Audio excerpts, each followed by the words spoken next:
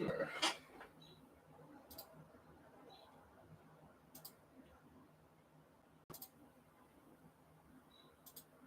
Let's go. Live, up and running, looking good. Yeah.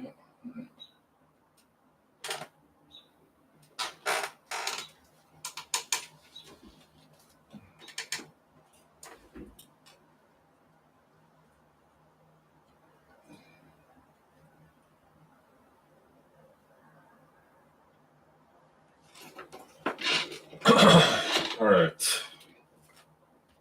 I don't need this.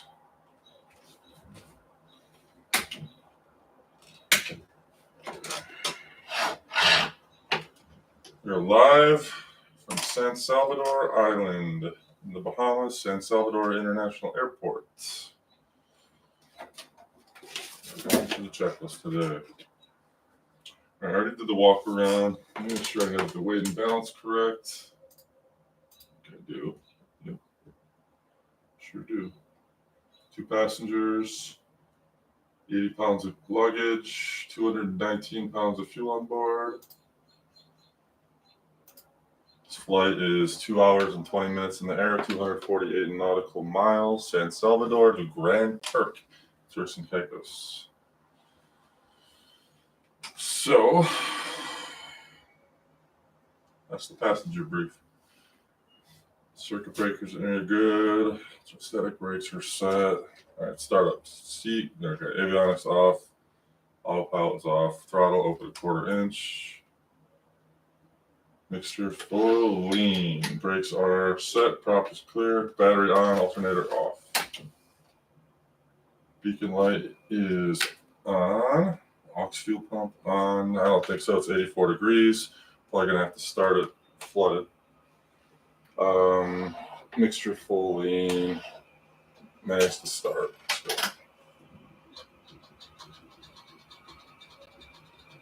Come on.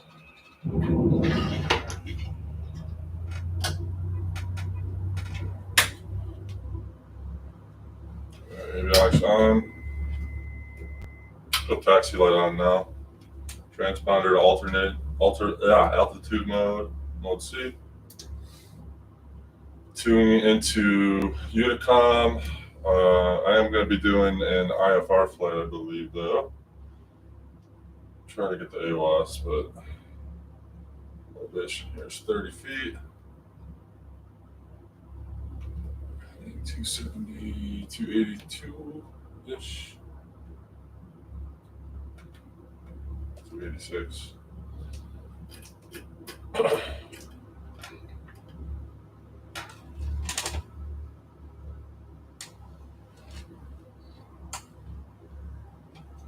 All right, gonna load up the flight plan before anything.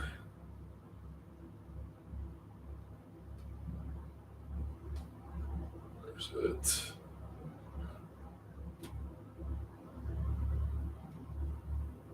There we go. Flight plan is in. Okay, try to get AWAS 118.2. Not banking on it though. RO05. Density altitude 1200 feet. San Salvador Airport, automated weather observation. 0,000 Zulu. Wind 080 at 6. Cab OK. Temperature 26. Dew point 22. Altimeter 3005. Density altitude 1200 feet. San Salvador Airport, automated weather observation. 0,000 Zulu. Wind 080 at 6. Took off. Cab OK. Temperature 26. Took off runway 10. Dew point 22. Altimeter 3005.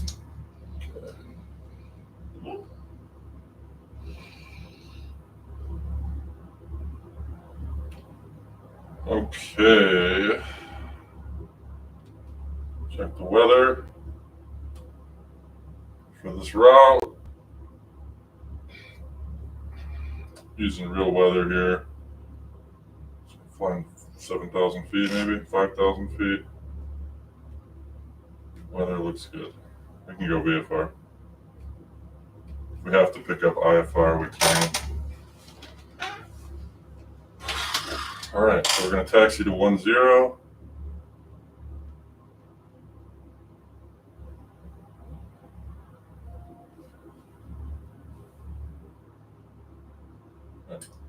San Salvador traffic, Skyhawk 5385 Juliet at the International Apron, taxiing to 10 via Bravo.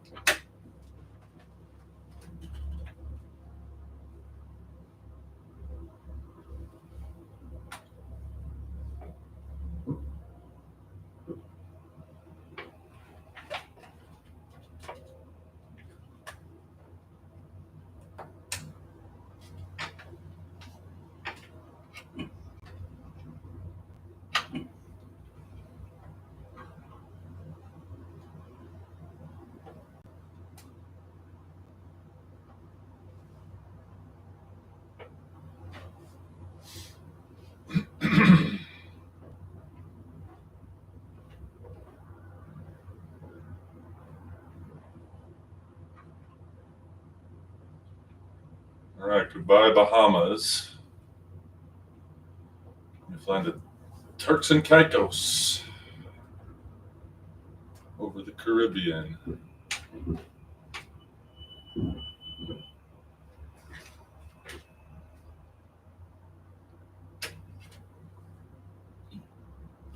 Okay, so the trim, all lights are on. Cessna flaps, flight plan is in, ready to go. I'm gonna get Nassau radio in on standby. On COM 2, I should say. Where is it?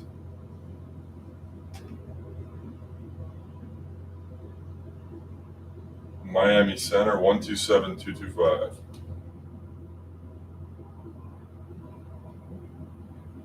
So if I need to pick up IFR clearance, I'll pick it up from them.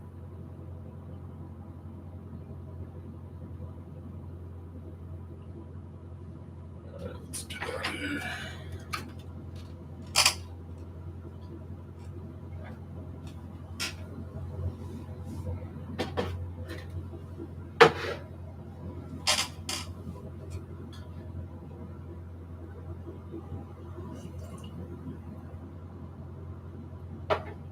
All right, here we go.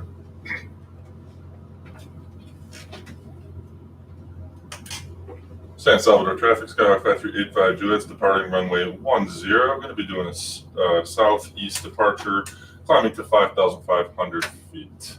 Skyhawk 5385 Juliet, San Salvador traffic.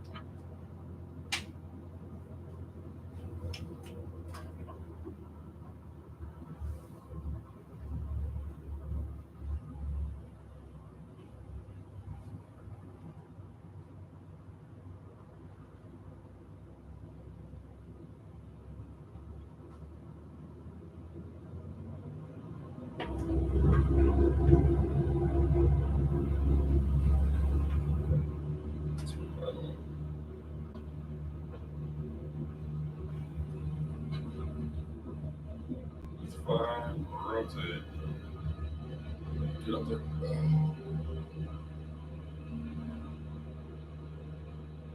This 172R flight model is it's heavier. It's heavier than the Airfoil Labs.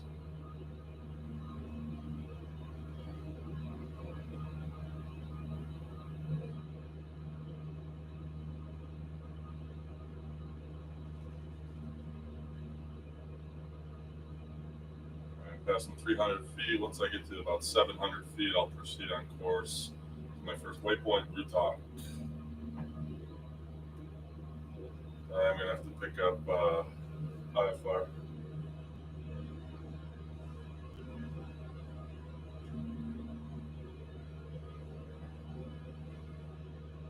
San Salvador traffic, Skyhawk 5385 Juliet, passing 600, 1 mile to the east. Going to be departing the air area at 5,500 feet to the southeast. This will be my final call, San Salvador traffic.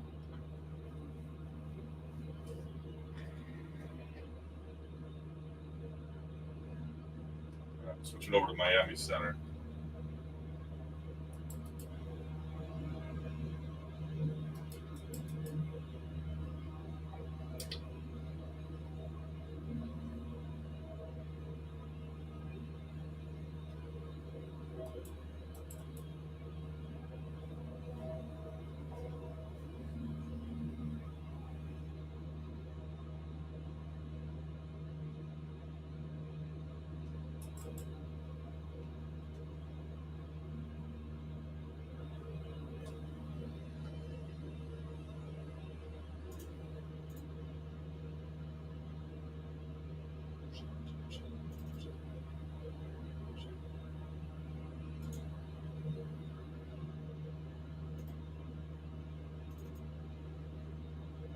Arrow, same intentions.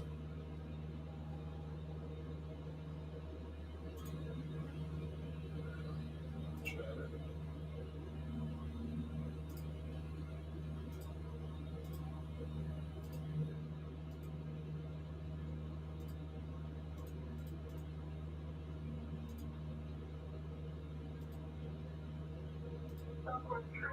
Reduce speed to 180, then descend and maintain 4,000.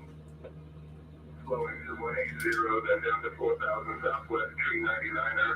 Oh, well, fly over the island a little bit here. Gain some altitude before I get out to sea.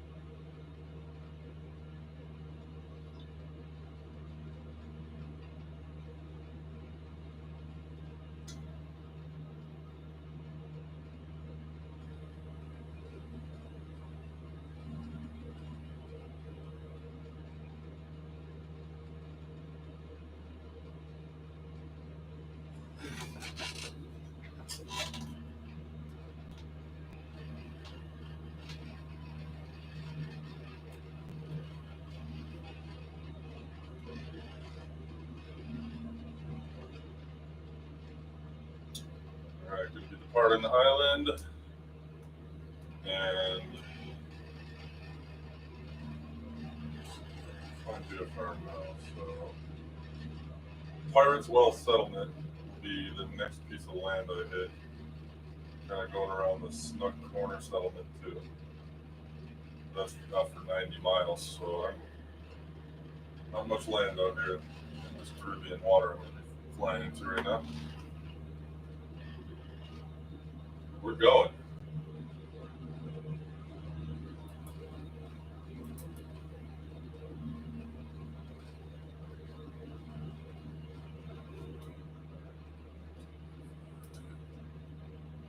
Guard.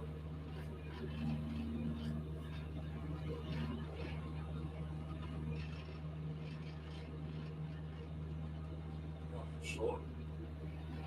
All right. There goes the beach. Over the water now. Climbing up to just over a mile.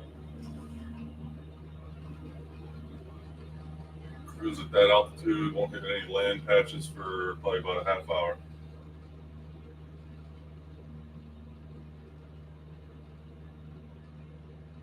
Yeah. Going into open water.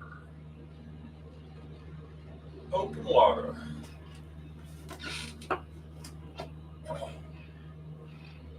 Passing 2,800 feet. Looks like VFR is going to work out just fine over the clouds already.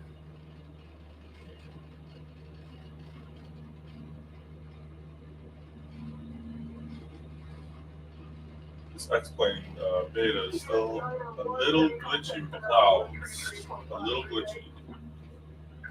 Center on 133.5, good day, UPS 901 heavy. My engine's probably too loud. All right, 3,000 for 5,500 feet. VFR San Salvador, Bahamas, leaving the Bahamas finally, going to be heading out over to Turks and Caicos. Grand Turk. Be a 2-hour, 20-minute flight. Speaking of which, I forgot to check my time. 18:20. So local time, 6:20 p.m. 6:23 p.m. Climb checklist 70 to 85. I'm at 78. Power set full, mixture full, instruments, taxi landing, lights off. Flight plan is open. Continue this climb for 2,000 feet.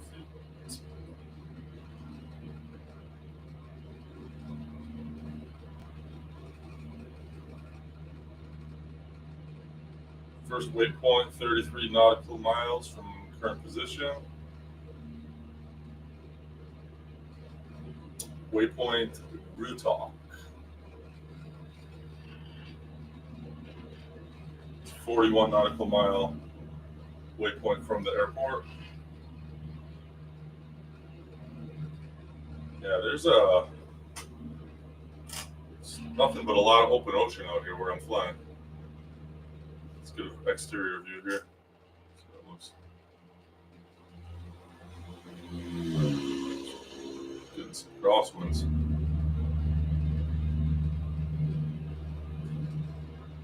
Maybe once I get up to cruising altitude, I'll do some stalls or some spins. Always a good idea over the ocean.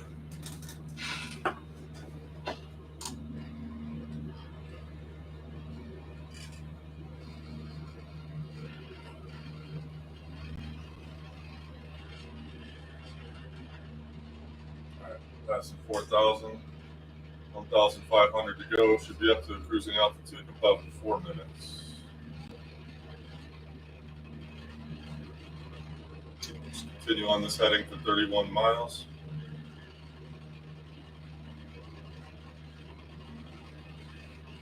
Flight should be about 2 hours, 20 minutes in the air. So figure departed at 6:20 local time. So 8:40. Be our estimated arrival into Grand Turk.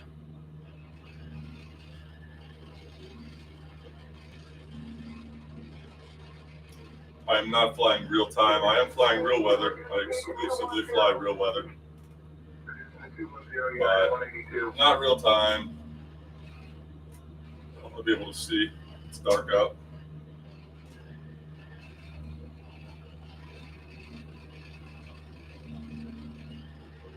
I actually do prefer night flights, but it's not as good for streaming. Can't see as well. Just basically staring at a dark screen.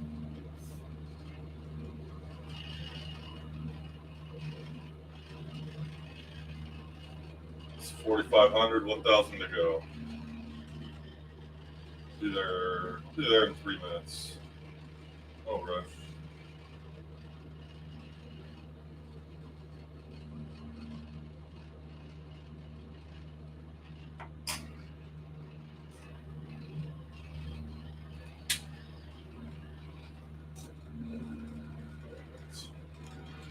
Check heading indicator to compass. Once I get up, lean out my mixture.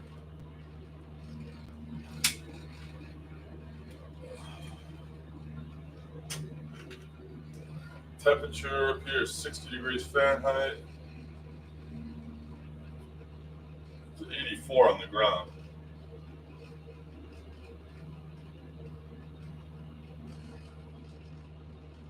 Get back on course. Drifted right just a little bit.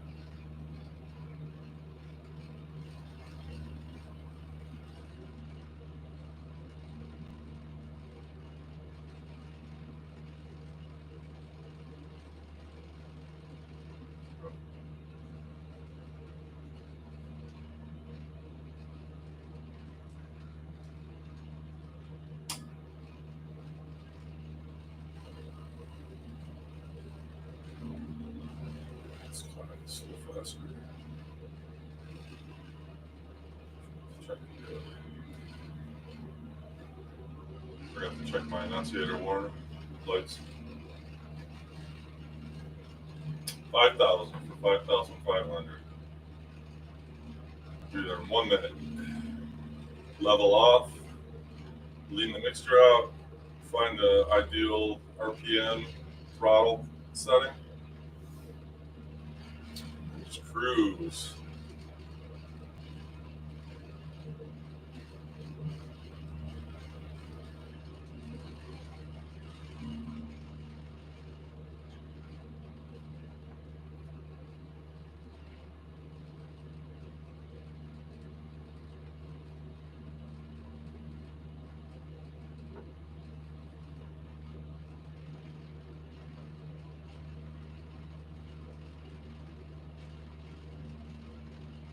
All right, 250 to go.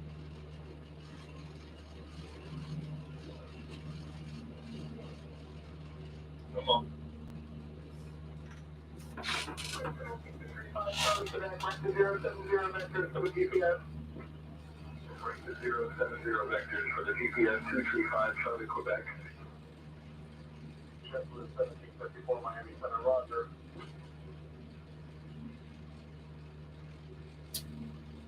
All right, just about at cruising altitude, so let's start to trim down a little bit first. Level off right about there. Pull the RPMs back. To about 20, let's go 2,300 RPMs, right about there. Then the mixture out.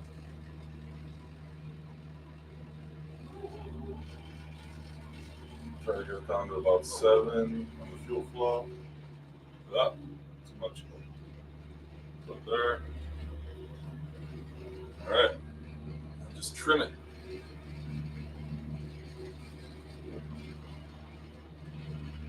Just rotating the trim wheel, trying to find that perfect. There we go. Perfect line. Let's hold the altitude right up there. No, I'm climbing still a little bit. If I can, yeah. Just more. Should do it. All right, there we go. We're cruising 23 nautical miles. Beat our waypoint in probably under 15 minutes. Route talk, and then from there we have a long stretch. Open water.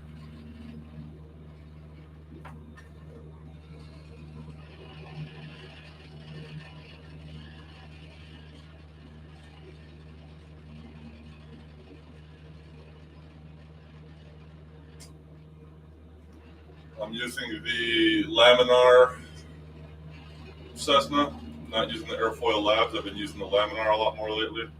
Getting back into this one. With it, I use the Reality Expansion Pack by Syncoders. Pair that with the X-aerodynamics enhanced flight model for the 172R. And pair that with Boris Audio Works sound pack, and I got a pretty kick-ass Cessna.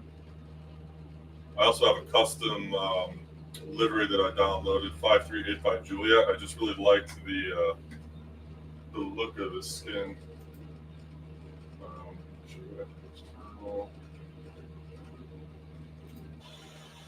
just love that old school.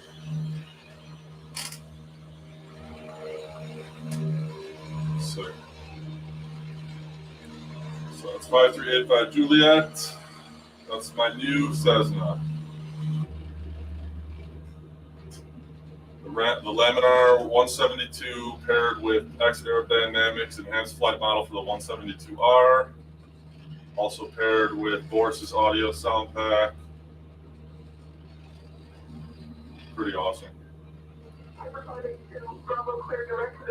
This might be my new go-to Cessna. I like the Airfoil Labs, but climbing to 5,500, 582 Bravo.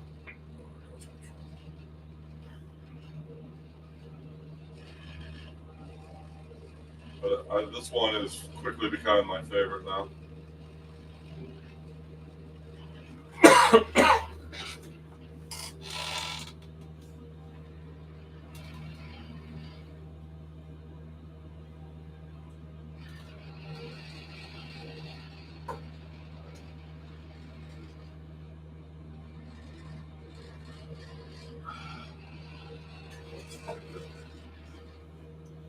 electrolyte drink.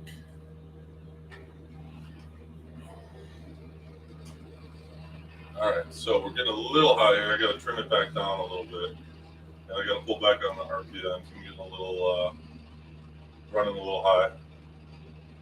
So I want to keep it at about 2,300 RPMs, 2,350 right now, going up to 24 because I'm descending a little bit. I just want to find that sweet spot with the RPM and the mixture. Fuel flow might actually be a little low right now. I'm going to give that a little juice. There we go. All right. Descending, 5,600. Give it a little more gas. All right, about 5,500 right there. Just got to get back on course. All right, we're on course. We're trimmed out. We're going to hold this altitude. I just got to watch my altimeter. Try to keep an eye on that heading bug as well. Alright, let's try a little foot flying. See if I can go hands off now because I think I got it trimmed out pretty well.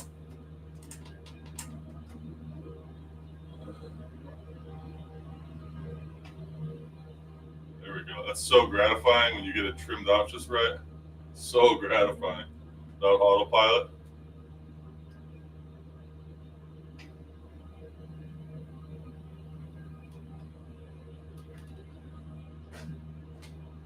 It's the only kind of autopilot my dad ever had when he was flying.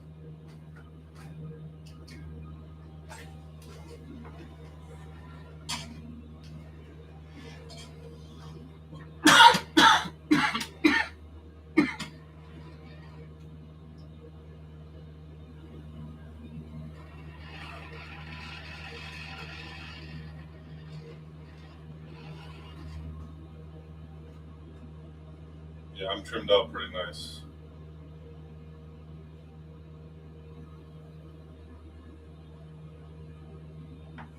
Yeah, that's gratifying.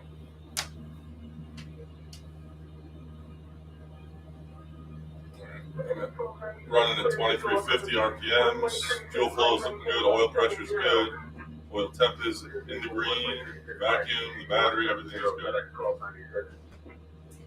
Fuel's good. Battery's good.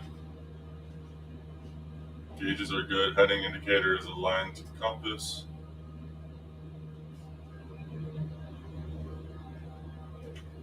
I might have to trim it up a little bit. We just lost a couple hundred feet there.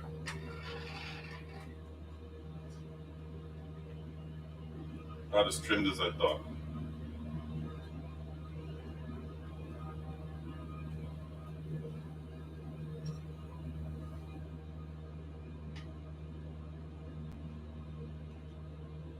Sim has been running so well lately. I don't know what happened with the latest beta update by X-Plane.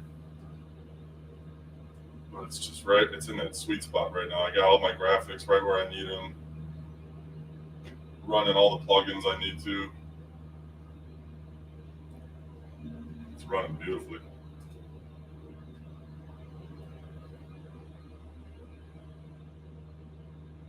Still losing some altitude here, so I'm going to keep trimming.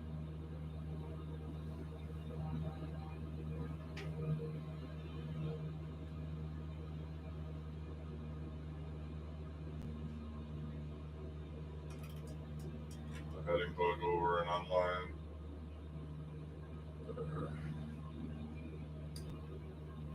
Yep. Try to go as much without autopilot as I can.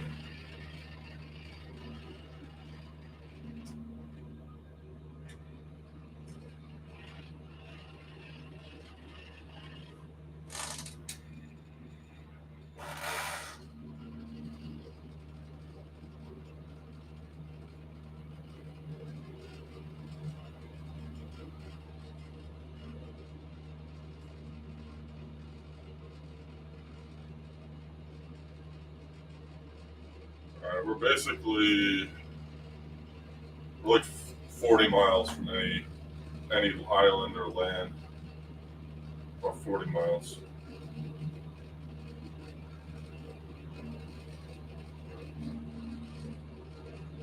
Well, that's not true. 30 going backwards. We turned around. Ahead of us, about another 40. About 30, be about 35 in any direction. That's far. Too far to glide. Way too far to glide to, even from like 14,000 feet.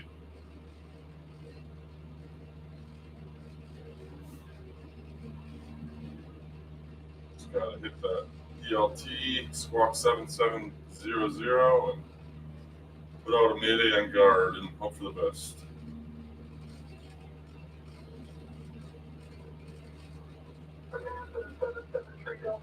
Traffic at 1 o'clock, 3 miles eastbound, altitude unknown. I'm gonna try to pick up. Traffic 773 Delta Echo. Wondering if I'm gonna need to pick up IFR or not. Probably not, but there are some clouds. But I have clearance filed on standby just in case I need to. I can file IFR and then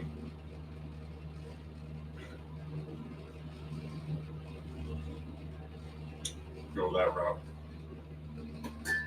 if need be.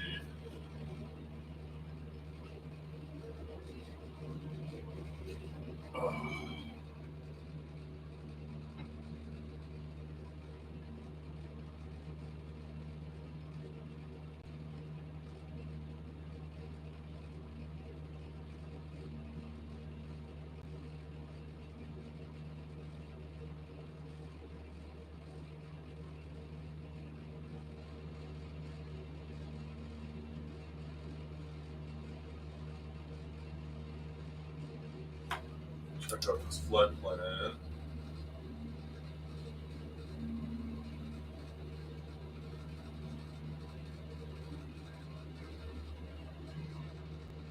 Local 46.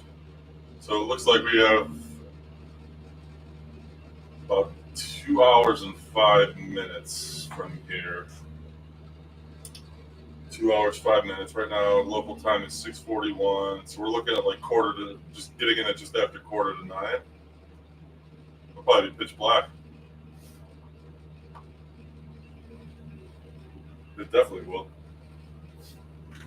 Hopefully, the island is well lit.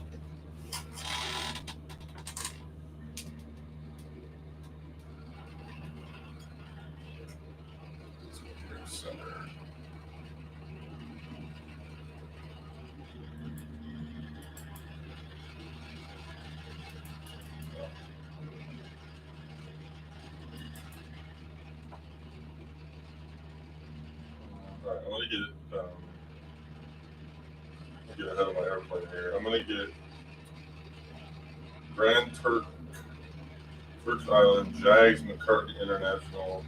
I get the tower right now, 118.6.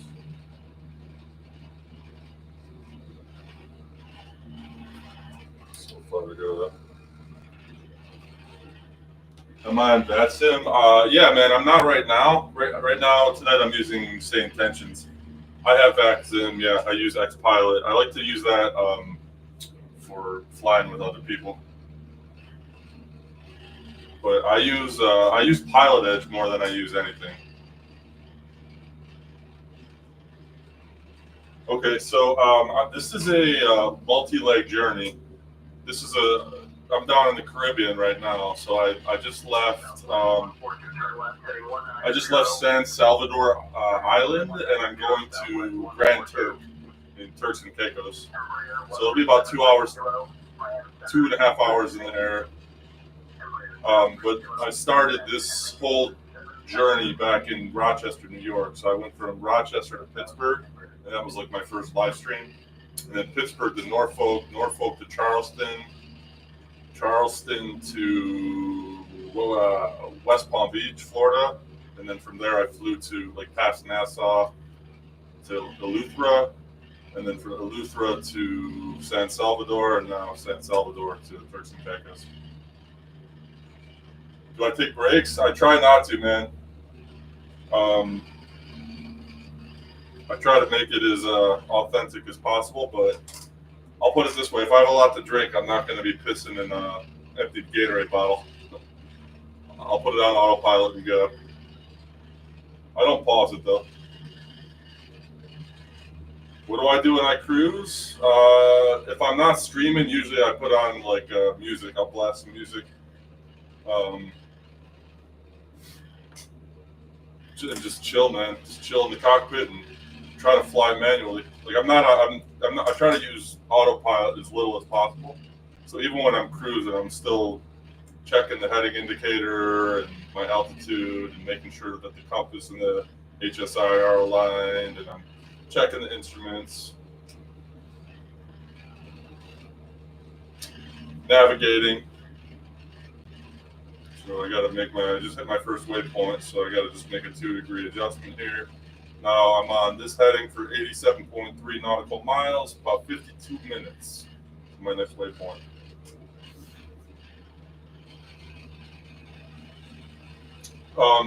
Do you sim a lot? Planned airports. Yeah, so good question, man. I do plan it beforehand, but sometimes, like this one, I have pre-planned out. But when I went from West Palm Beach, I originally was planning to go to Nassau, but I was wide awake. It was a late night flight, but I had coffee and whatever. My kids were in bed. I think it was a Saturday night. That's when I usually do it. And yeah, I was up late and I kept going. So sometimes I'll stick to the plan, and if I'm up for it or if I'm tired, I'll cut it short or extend it. I think this one's going to be the sweet spot, though. I think because the flight path that I'm taking right now, I'm like my ultimate goal is to see I just want to see how far south I can go. So I want to basically take the islands all the way down to Venezuela, and then go down along the coast, maybe get down through Brazil. Like I don't know. Like I want to go as far as I can, and then see if I can even do like a trans-Atlantic crossing or something like that, or across the Pacific up through like Alaska and Russia. I don't know. I don't really know. I don't have a plan. Just it's fun. It's fun to just keep doing it and see where you end up. I am using the Laminar reality expansion pack now, the economy system. So I do have to like maintain the aircraft. When things go wrong, I got to pay for it based on the income stream that I have. Yeah, so it's the Laminar. Normally, so I always fly Cessnas. Once in a while, I'll fly a Cherokee or like a Warrior, which is a Cherokee basically, or an Arrow. But I pretty much only fly Cessnas and 172s. I do occasionally fly a 150, but normally I use the Airfoil Labs Cessna for X-Plane 12. But I recently switched over to the Laminar base Cessna, but I enhanced it a lot, so it's totally souped up. So I'm running the reality expansion pack from SimCoders, and then on top of that, I bought the X-aerodynamics enhanced flight model for the 172R, and then I bought the Boris audio sound pack that goes with it. So it's like freaking stellar right now, man. It feels really good. It flies well. It just feels right. It sounds right. It looks right. Look at this thing. Here she goes. It's a beaut. So yeah, usually that's Airfoil Labs, but this might be my new go-to. And it's perfectly tailored to my sim. Like I have every switch, every button perfectly mapped, so I don't have to mouse and keyboard it at all. I typically only fly general aviation aircraft, single engine. Once in a while, I'll fly like a Baron, and I can switch up the air manager. Like I pull up I can just pull up like the like the G1000 if I want to practice that, or I can pull up the this one, like the Baron. I want to fly with that, so I can tinker around with it and use some different aircraft. But I like it for the Cessnas. It's built for the Cessnas.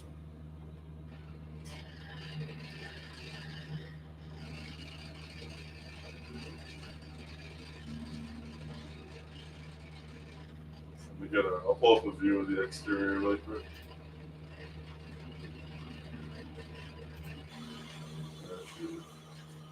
Looks good.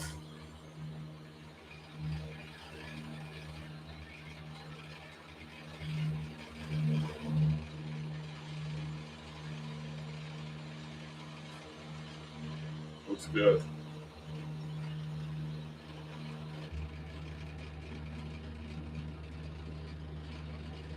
United 567, reduce speed to 230 knots for sequencing. 230 knots, United 567. Airplane 101, Miami Center, identified. Good evening.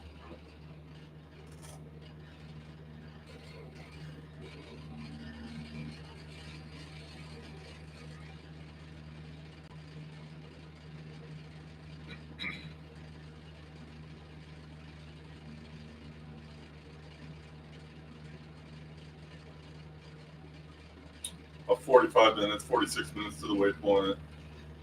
Randomly. Once I hit that waypoint, I'm still not even halfway there, so it's a long flight. But what else do I have to do? What I recommend, oh, sorry, man, I missed some of your questions here. Would you recommend staying tensions? Yeah, so I love staying tensions. I think it's, you know, it's not as good, in my opinion, as Pilot Edge. Pilot Edge is hands down the best, in my opinion, but it has its drawbacks too. You can only use it during certain hours, you know, like Eastern Time US. I can only use it 11 in the morning to like 2 in the morning, which is good. I mean, I just can't use it early morning when I wake up. They're not online. And it's only Western United States, so I can't fly East Coast where I live. But staying tensions is great for what it is. It still has a lot of bugs to work out. And they don't update everything for X-Plane like they do for Microsoft. So for X-Plane, I guess there's just not enough X-Plane users using it. I mean, I don't know the analytics, but I think more people in X-Plane probably are using Pilot Edge, maybe, I don't know. But I like both, I have both. And VATSIM too, but I don't really use VATSIM as much. I just like it for the connectivity feature where you can fly with other people multiplayer against across different sims. But now I'm on X-Plane 12. Can Pilot Edge say intentions give you clearance? Oh yeah, I could pick up, you want me to demonstrate? I could pick up IFR clearance right now. Watch this here, I'll do it for you. Here, let me file my, I gotta file IFR, hold on. And then I'll pick up clearance for you. Okay. All right, here we go, watch. Miami Center, Skyhawk 5385 Juliet. I pick up IFR to Grand Turk. I'm currently about 40 miles southeast of San Salvador Island at 5,500 feet. I hear you. One sec. Maintain VFR. All right. Can you hear that? I don't know. I can't tell if the volume is good or not. I feel like my engine's a little loud. November 556 Bravo, Quebec, Squawk 7654, identified. Not me. Squawk 7654, November 556 All right, Bravo, cool. Quebec. American Airlines 441, Miami Center. All right, cool. Appreciate it, man. Embraer 13730, Miami Center. Descend and maintain flight level 190. There's a bunch of radio calls coming in also.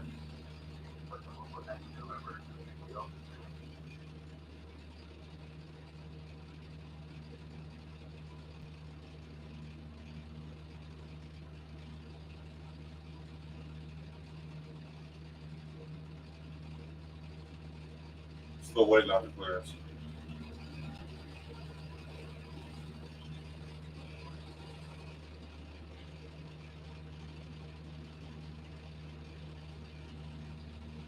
Usually doesn't take this long, but it could be because I just filed it. So real world, that might take them more time, especially in oceanic conditions in a general aviation plane.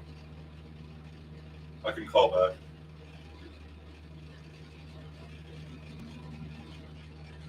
Miami Center, Skyhawk 5385 Juliet, 45 miles southeast of San Salvador Island, 5,500 feet, requesting IFR clearance to Grand Turk. I'll have your clearance in just a second. We'll see about that.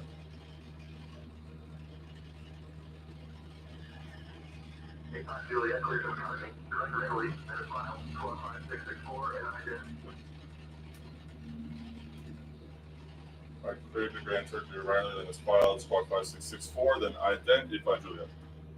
85 Juliet, verify your squawking 5664, most C. Squawking 5664, ident and altitude reporting, 85 Juliet. 85 Juliet, radar contact, 400 miles northeast of Colonel Hill Airport at 5400 feet. Colonel Hill altimeter 30.01, clear direct Ridley. 3001, clear direct Ridley, 85 Juliet. There you go, got my IFR clearance. So now I'm under IFR. So yeah, it's pretty awesome, man. I mean, it's AI, you're not talking to real people, so the immersion effect isn't quite as good as Pilot Edge, or I don't know, I'd still put it over VATSIM. And they're making great strides with it too. Brian and his team do a great job at St. Tensions. Always updating it, fixing bugs. They're very responsive to issues. I had one minor issue they had it fixed in a day. Even Brian himself was taking a look at it, filed a bug report.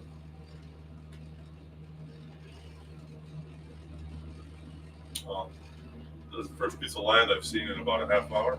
JetBlue 222, maintain 300 knots. Maintaining 300 knots. JetBlue 222.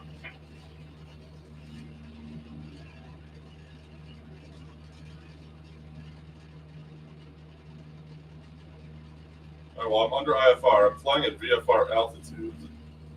I'm right on I'm perfectly trimmed out. This is so satisfying. But I'm flying at 5,500. I am under IFR. They didn't tell me to. I would have expected them to tell me to climb to 7,000 or descend to 5,000. Should probably fly IFR altitudes.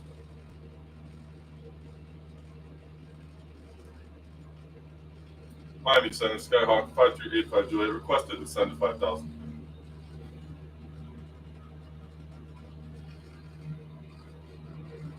Juliet, Roger, clear to McCartney. Direct Ridley, center file, 5664, and ident. And that's the negative with St. Tensions. It just does weird stuff like that sometimes. I already got clearance. I just requested descent to 5,000, and then they just re-cleared me. Their direct Ridley, descending to 5,000 feet, and I'm squawking 5664 ident, 85 Juliet. All right, I'm just going to 75,000. All right, dip it down to 5,000. Said, what does it matter if you're flying over the middle of the ocean if you're at 5,000 or 11,000? I'm not making land gliding either way, so I guess you have more time to activate the emergency, the ELT, squawk your code, and get a head start on the call. But there's boats everywhere. Be fine.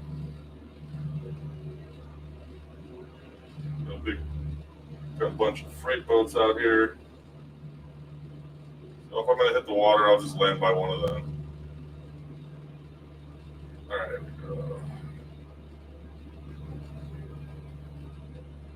5,000 feet.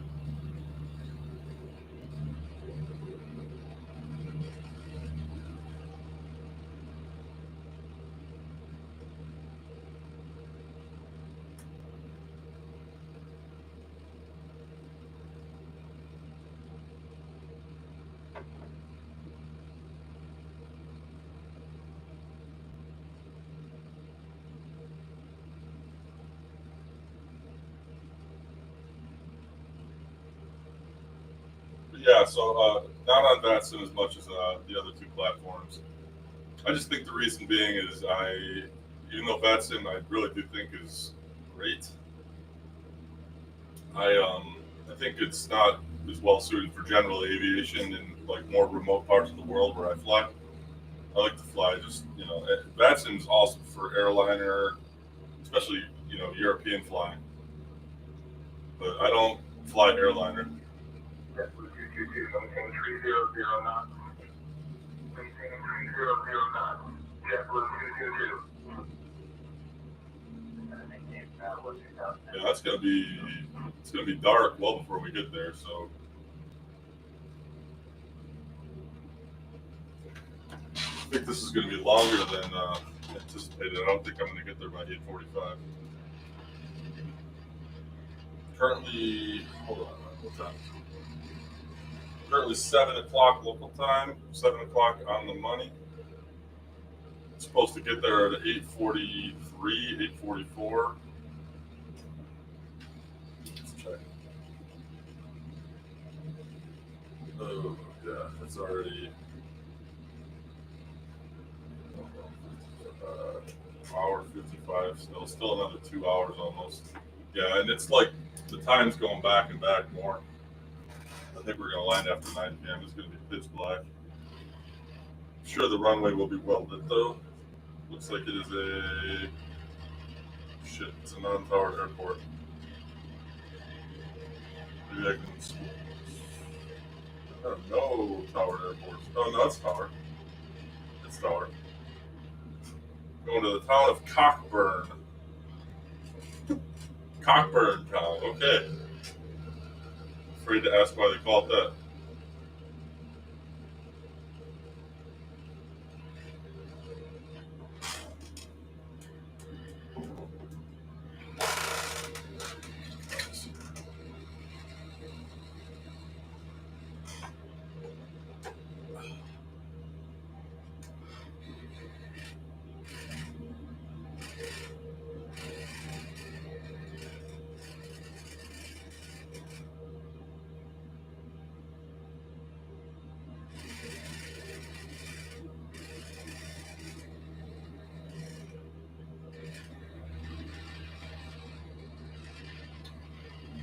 The other things I like about this Cessna over the Airfoil Labs now is RPM situation is much more sensitive on this one. You really got to work to maintain your RPMs at different altitudes.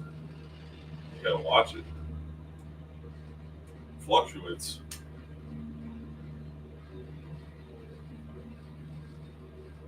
This one just feels good. The X-aerodynamics flight model. So good. Just feels right.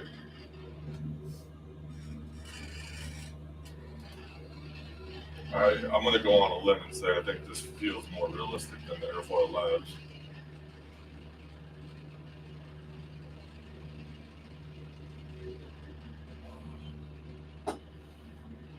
Yeah, what's up, Sass? I'm good, man. I'm enjoying my Saturday night. Kids got to bed early. Wife is asleep. I got the house and the sim to myself now. Uninterrupted flying. It's lovely. What's for breakfast, man? What do you guys have over there? What do you have over in Australia for breakfast? What's a good Aussie breakfast? I actually don't know that. I don't know what you guys really eat for breakfast. Oh, bacon and eggs, just like here. What is your bacon style? Is it like American style bacon or Canadian bacon? Because I feel like Canada and Australia have a lot in common.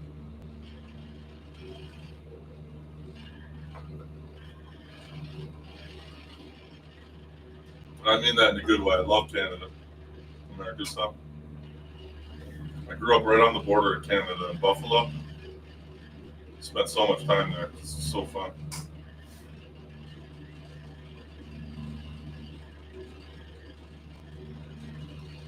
Are you streaming today, Seth?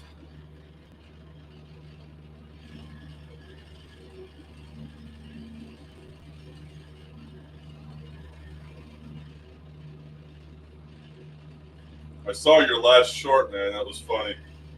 G-Man, is G-Man Glenn? I'm starting to get down the names of some of your guys. It's Howard, Glenn. Julia, please enter your climb to 5517 feet. 5117. Negative. I requested altitude of 5,000. 85 Juliet.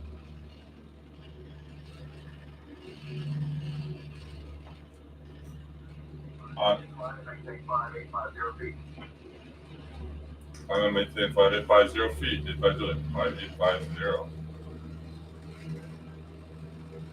You're going to be on it 0800 Zulu. All right, cool.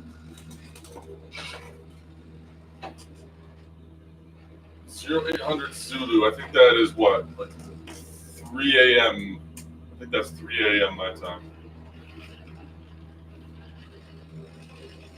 That's why I don't catch more of your streams. It sucks. There's some good content coming out of Australia.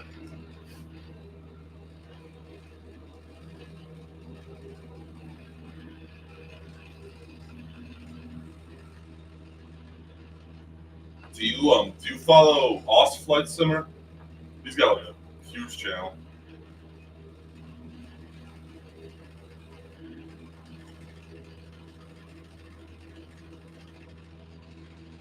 No, don't. You can't mix it up, man. It is what it is. I watch your videos post. I'm not always in there live. Sometimes early morning though, when I wake up, I'll get up at like 5 a.m. here, and you'll be on. I'll catch those once in a while. And RPMs are.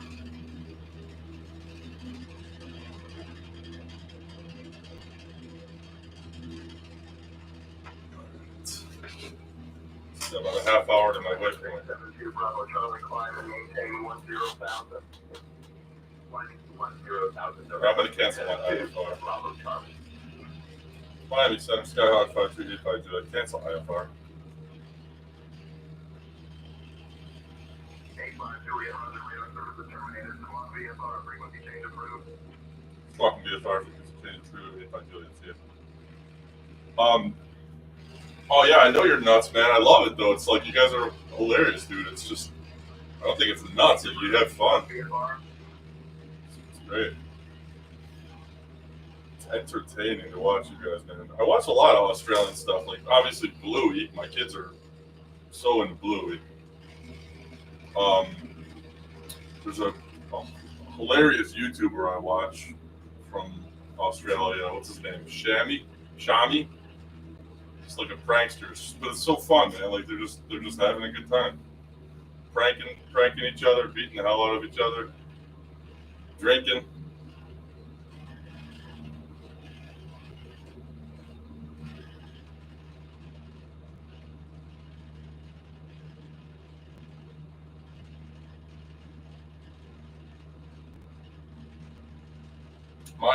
My grandfather spoke highly of Australia too. He was there. So my grandfather was a Marine in World War II, and he fought in the Pacific Theater. And he actually did a quick layover in Australia, and he said it was amazing. I want to say he was in Melbourne. I think that's on the other side.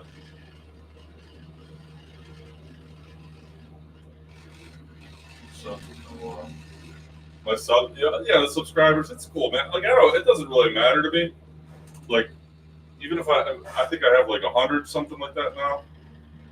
If that's all I ever had, I'd be fine with it, man. Like I don't really, it doesn't matter to me. I just like getting on and talking to people once in a while. And I don't ever plan on monetizing it or anything like that. It's just like a cool way to connect with people that are into it, get good ideas. Like I've gotten great ideas from so many people off YouTube that I put into this.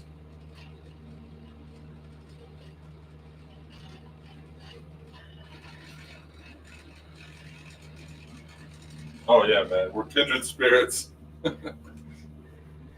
for sure.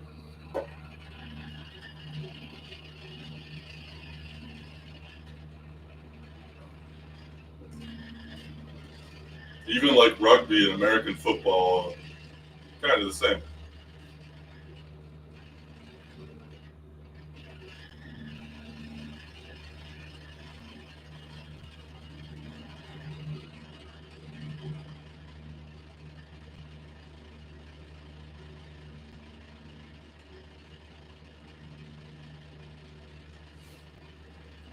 It's 27 minutes to Randley.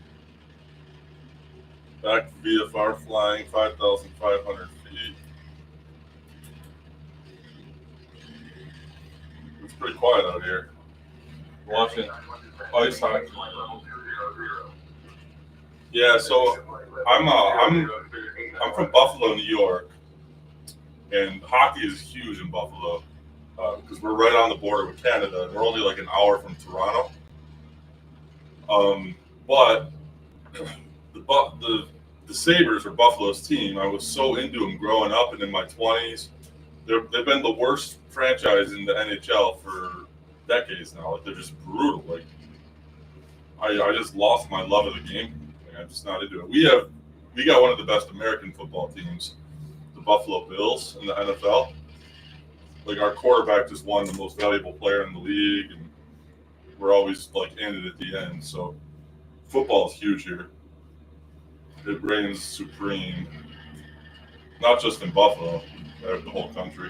And then I would say basketball and baseball, and then hockey would probably be fourth. Golf is big in the U.S. now. Love to see a game live. Yeah, dude, that's the thing. When you watch a hockey game live, like I've sat front row, like behind the goalie, front row, like in a few places. And then I've had like really good seats all around the arena. It is so fast, man. Like, you wouldn't believe it until you see it in person, how fast those guys are skating and like how hard they're hitting the walls. It's crazy. Like, the TV doesn't do it justice. Hockey players are tough as nails. It's not like soccer players where they every time they collide, they hit the ground and hold their knee like they just got shot. Guys have got a tooth knocked out and won't even miss a shift. Football's better to see live. Like, American football, like, if you came to see a game in the Buffalo Bills in Buffalo, New York, man, it's wild. 80,000 people just all hammered and screaming. It's wild. They have like really cool traditions, like very specific songs that the crowd gets into. The games are always like Sunday afternoons. So like, I had season tickets forever because I grew up in the town. I grew up in Orchard Park, which is the town where the Buffalo Bills Stadium is. So I mean, I've had season tickets my whole life basically. And like, you just go there early Sunday morning. You start barbecuing and setting up campfires in the parking lots, and then all the little satellite lots that are off-site. And it's just this wild party that starts throughout the day. And it's so much fun, man. Probably very similar in Australian tailgating.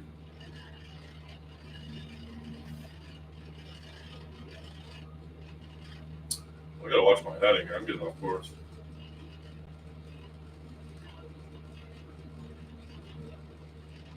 And we are out there. There is nothing. Look at this. Nothing.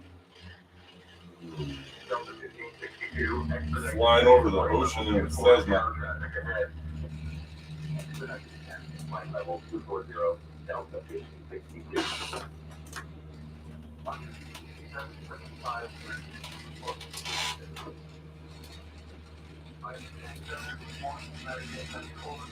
The performance has been incredible, honestly, man. The X-Plane's this is a beta. This is their latest beta. It's the beta 5 for 12.2. And my FPS jumped up dramatically, which is great news. And I'm running the graphics as high as I need them. Like, it's not maxed out, but it's very good. Like, I've got everything on pretty much the second highest setting. And it's fine. It also helped a lot that I jumped back to the Laminar Cessna. I think the Airfoil Labs is very, it's just too demanding on the whole computer. It's running beautifully. Granted, it is still a beta, so there's still like a lot of weird things going on with the clouds. The clouds have been the biggest adjustment scenery-wise that Laminar's been pushing with this latest beta. And overall, the graphics in X-Plane have gotten a lot better. They're still not anywhere near Microsoft, and they never will be, but they're closing the gap a little bit. Especially if you're in like an airliner and you're above 30,000 feet, you got auto ortho running, and you can't tell the difference in that. But you can tell, flying VFR general aviation, there's no contest. And I'm pretty sure X-Plane, you don't get as good a performance as you do with Microsoft.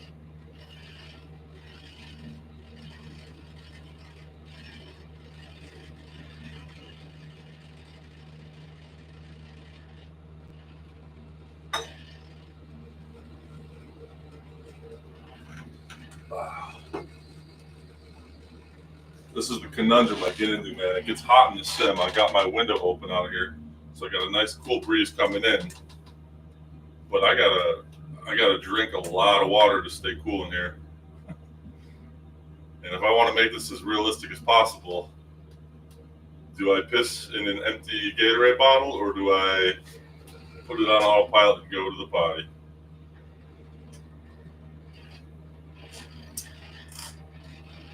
I don't know, man. I want the real deal here. We'll cross that bridge when we get there. Ugh.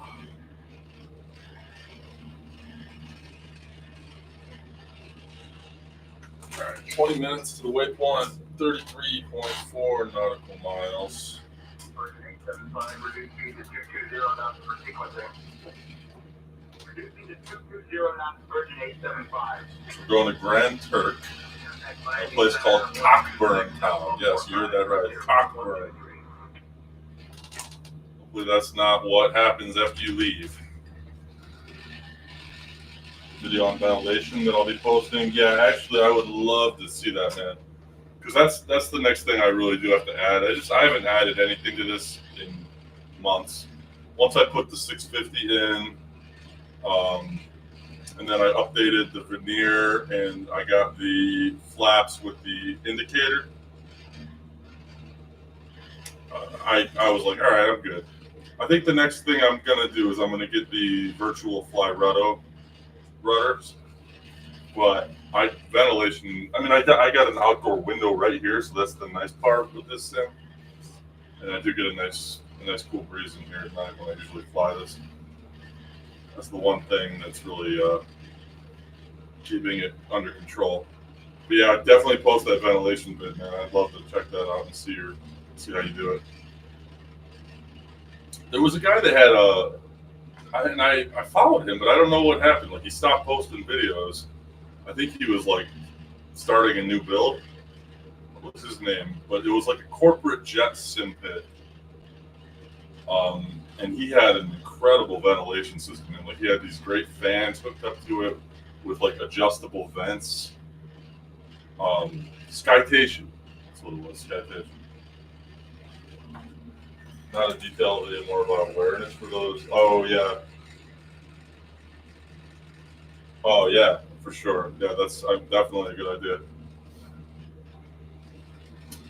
I didn't know I had no idea how hot this was going to get when I put it in. It cooks, especially in the summer, on the summer days. I mean, I just cranked my central air, but still. Dude, he's done a great job. His whole sim is ridiculous, man. This is he did a great job. The gauges he put in. He's struggling with 2024.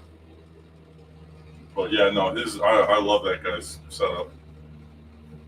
He's got cool streams too. I like the way he streams. He just kind of chills and goes and hangs out and talks with like the dudes that he's basically the same thing you do.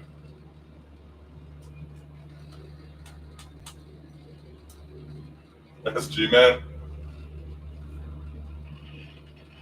G-Man. G-Man, no! G-Man was the one that crashed on your last short, right?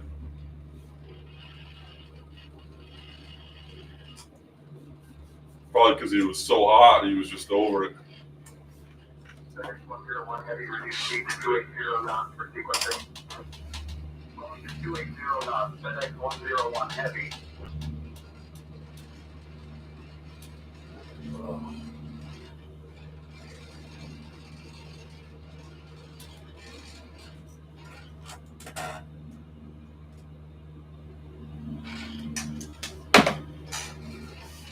Oh, man. No autopilot yet. No autopilot.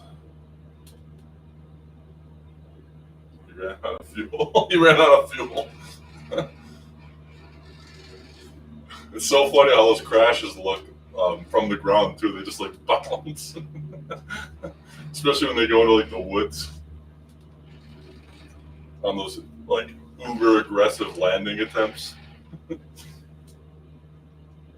So good.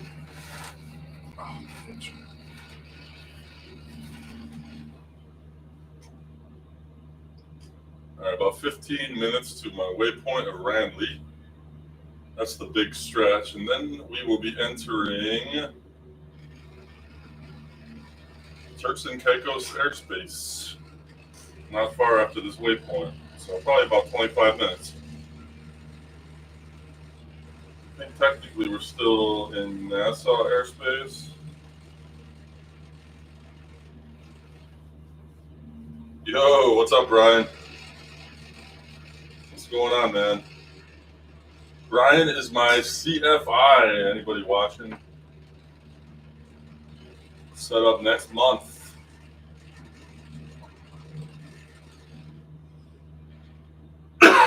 Yeah, man, we're I've been up in the air. I don't even know how long now.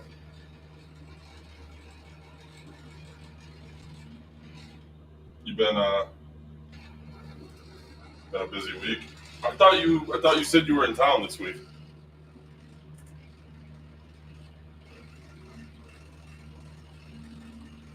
You're still flying the 737. When you get on when you get it on the 777? You said next spring, right?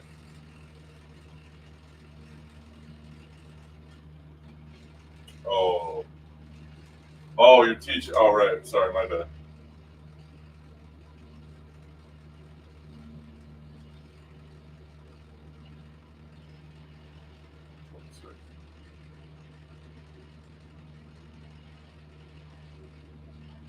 Today was a scary day to fly, man. That storm that came through, I was getting hail bouncing off of my windows and off my truck.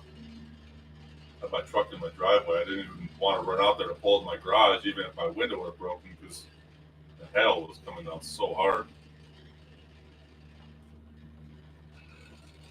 Just in time, dude. I wouldn't want to be out there in that. Did you know it was coming?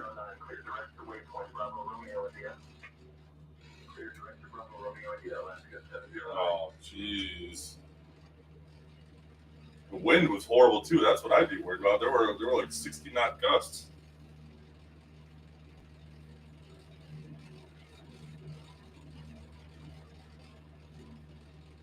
You know, my wife took my daughter to a Girl Scout day camp down in like Mendon or like Bushnell's Basin in that area, and I had to like call her because I got hit by the storm, and I was like, "You guys better find some shelter because you got like 30 kids there you're responsible for, and you're all outside in the woods."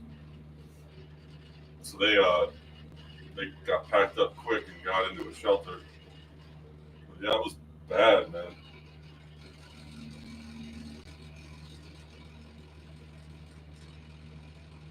Is that where you were flying? You were flying to the west? Oh, Lakeshore by Hilton. Sorry. What do you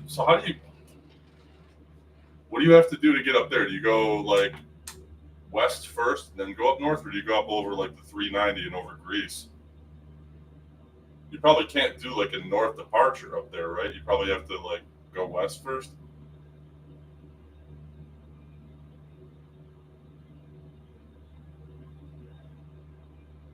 Oh, just straight there. So you probably fly over like Greece, right?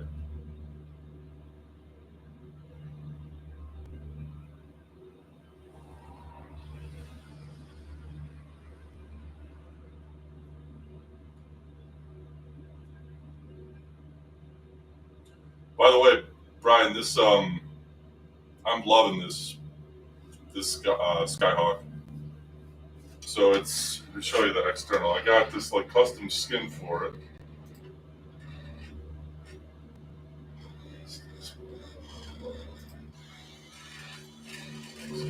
(5385) Juliet. So I've got the X-aerodynamics enhanced flight model for the 172R. And then it's running the Boris audio sound pack. I got the reality expansion pack running. No, this is not the Airfoil Labs. This is the Laminar, the X-Planes company, Laminar Research. This is their base 172, but I got it all souped up. So I got it souped up with the reality expansion pack, the X-aerodynamics expansion pack, or enhanced flight model pack, and then the Boris audio, and I put all those three things into it on top of this custom skin, and it feels good, man. Like it just feels right. So it's feeling pretty good. It feels a lot heavier. Like I feel like I'm having a little harder time on my initial takeoff. Like I feel like the Airfoil Lab Cessna is like incredibly floaty on departure. Like I can just zoom up in that thing. This one, it's like you really like you feel like a little more drag. 3042, Miami Center identified. Good evening. See you, man. Take it easy, Sess. You have a good day, man. I'll maybe if I have a horrible night's sleep, I'll catch your stream.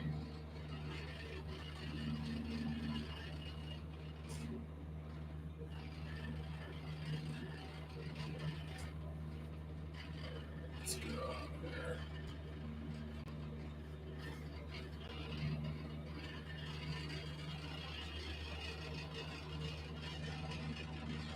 Getting a little off course here.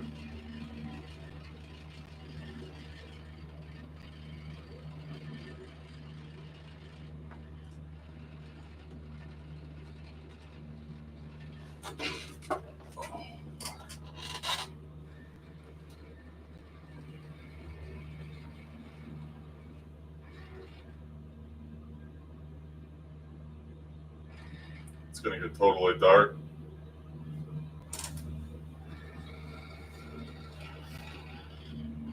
It's gonna make me tired. I'm already tired. I still have a long way to go. I'm looking at the map. Oh, not even halfway there. It's gonna be pitch black in probably 20 minutes. Gonna make some coffee.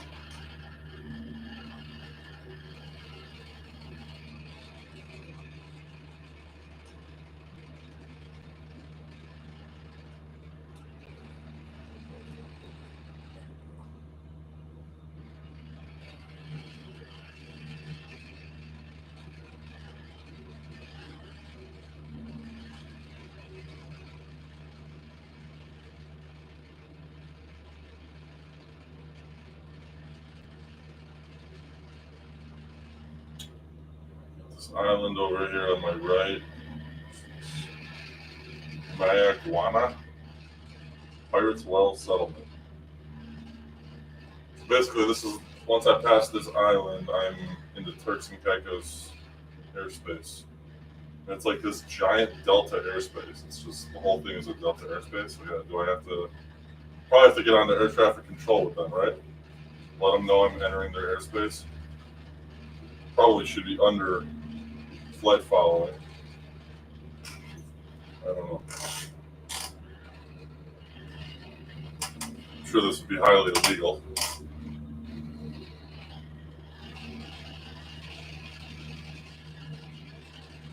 Let's try to pick up flight following. Okay. Miami Center, Skyhawk 5385 Juliet, 5 miles north of Pirates Well Settlement. Requesting flight following at 5,500 feet to Grand Turk. Frontier 887, report altitude passing. Frontier 887, passing through flight level 260. What about me? United 487, turn right heading 270. Turning right to 270, United 487.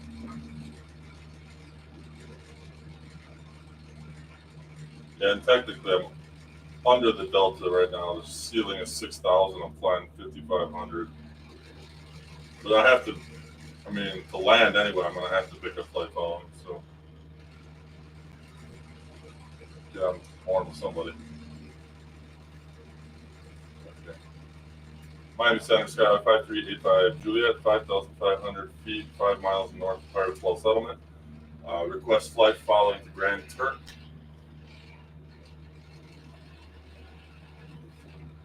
Juliet, flight following your request. Squawk 5664 to ident. Squawk 5664 ident, 85 Juliet.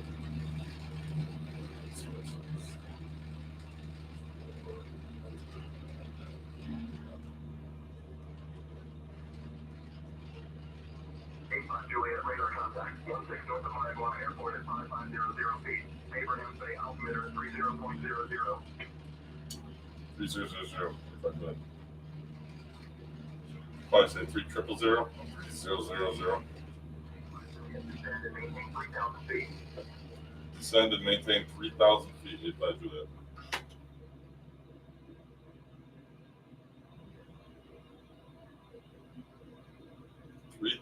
feet. A little low, no?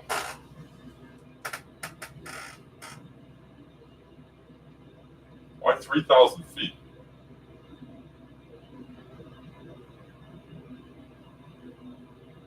I'm flying IFR.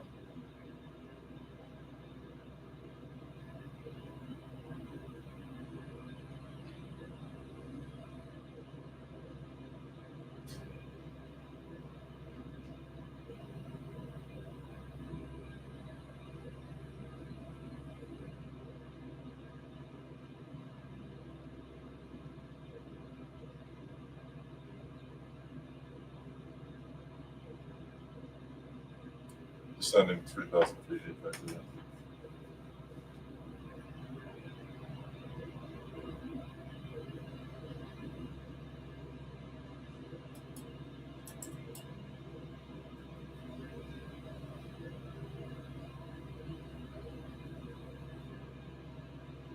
That's sufficient, though, to enter a delta, right? So as long as they say your call sign, you're good to go, right?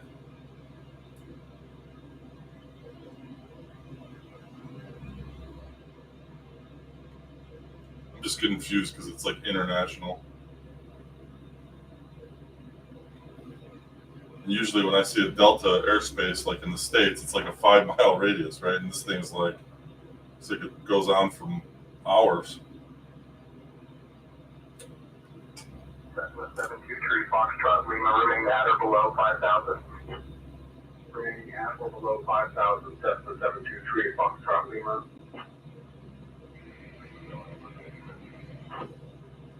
ATC Hotel Alpha request departure frequency NBEC.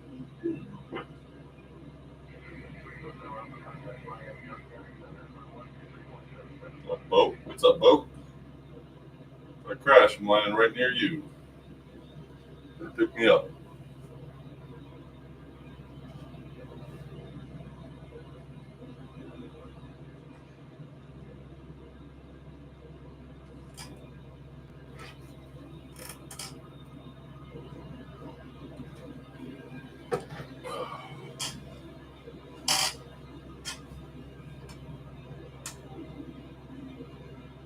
It's been dark.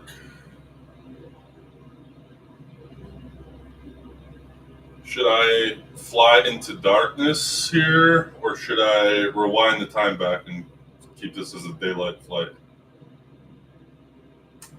I don't know. I love night flights, but I feel like on streams it just looks horrible, like you can't see anything. And then what am I going to do? Like put this on? Okay.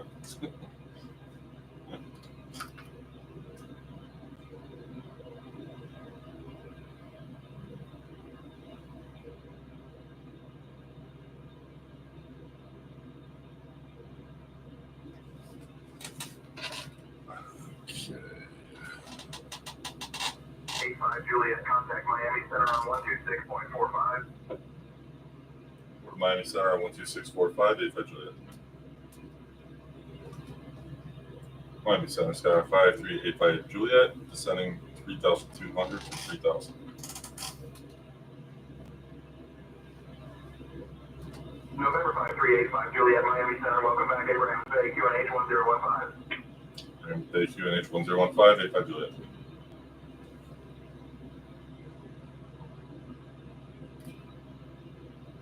Okay, 3,000.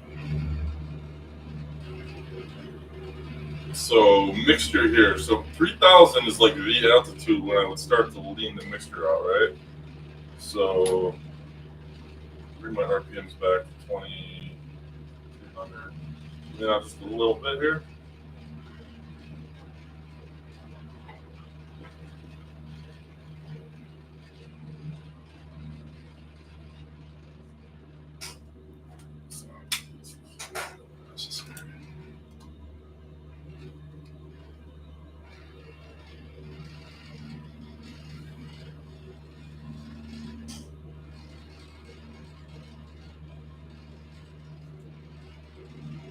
Okay, 3,000. There you go.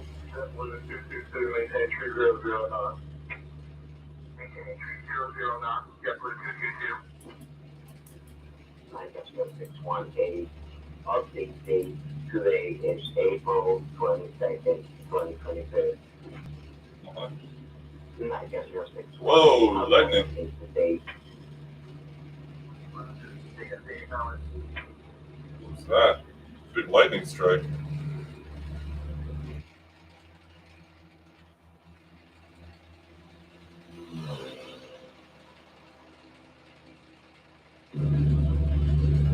Might have to go IFR here. I'm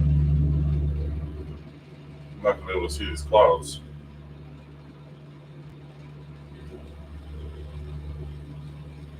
Look at the weather here. Oh, maybe that's why they had me descend.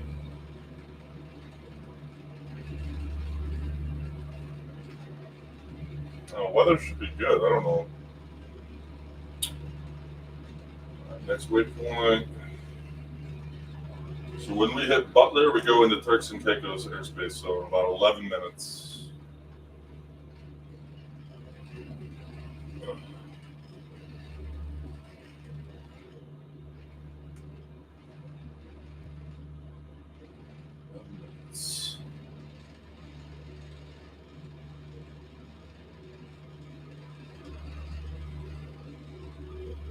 I'd love to blast some music now, but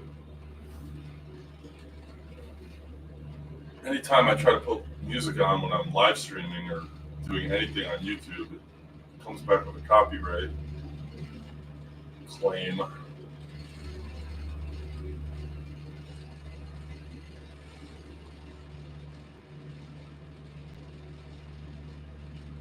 Pretty much listen to music all the time when I'm not recording or streaming. When I cruise.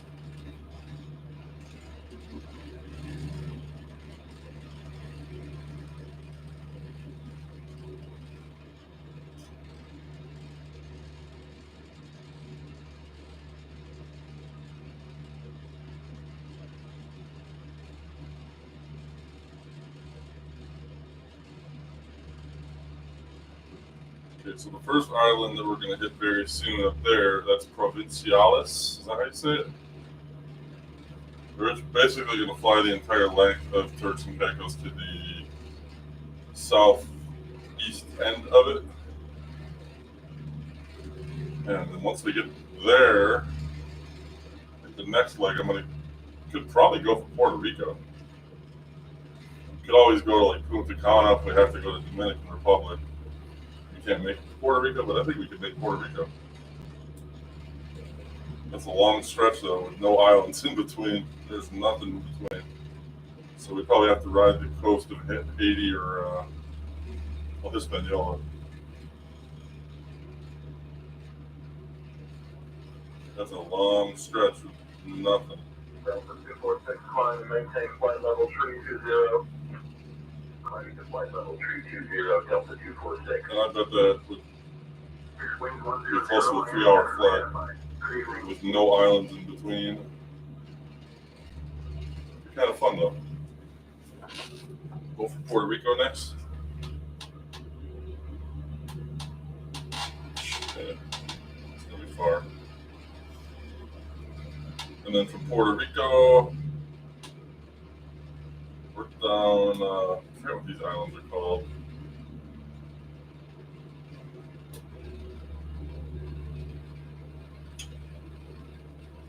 Grenada.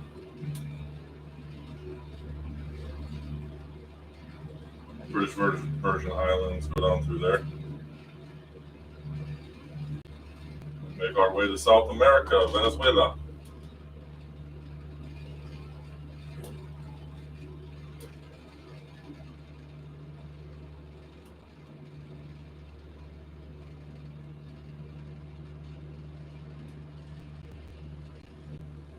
Seven minutes and we'll be in a new country.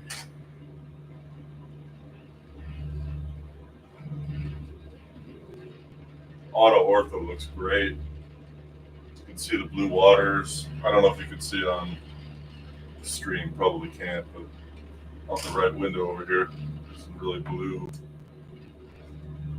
shoreline waters you can see even in the dark up here. Island, what's up, man? How goes it?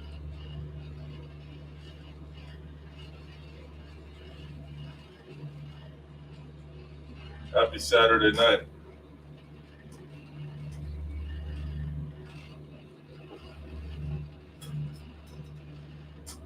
Beautiful, man.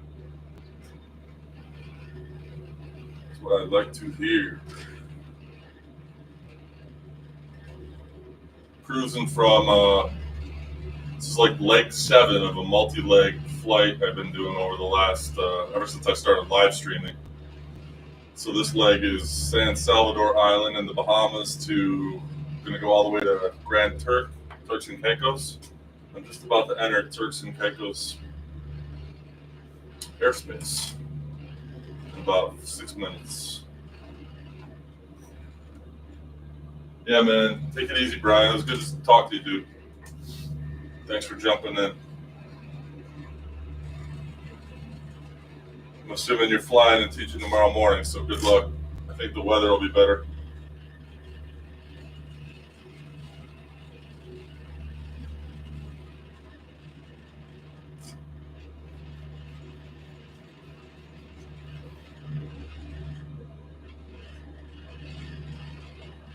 So we are leaving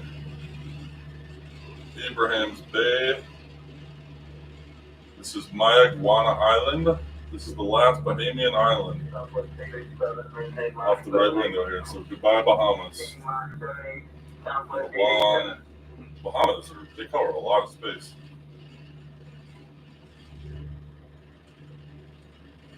There's a cruise ship, it looks like.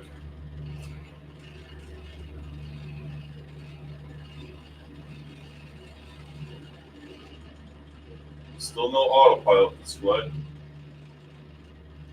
That might change though. I don't know if I'm going to be able to go another hour and change without thinking of this.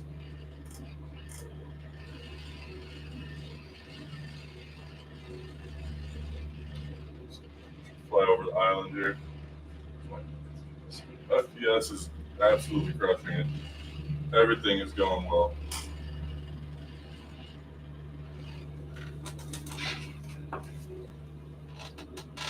Sim is just running exactly how I want it to be. Finally found the sweet spot. Took me over a year. Over a year, I went from start to finish. I finally got everything right where I want it. See you later, my iguana. That's how you say it. My iguana or my iguana? Abraham's Bay. That's easier to say. Big island though. I'm over it for quite some time.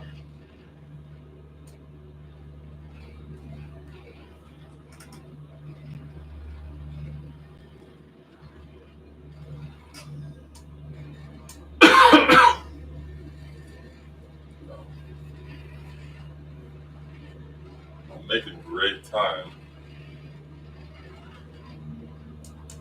I'm leaving the island. Goodbye, Bahamas.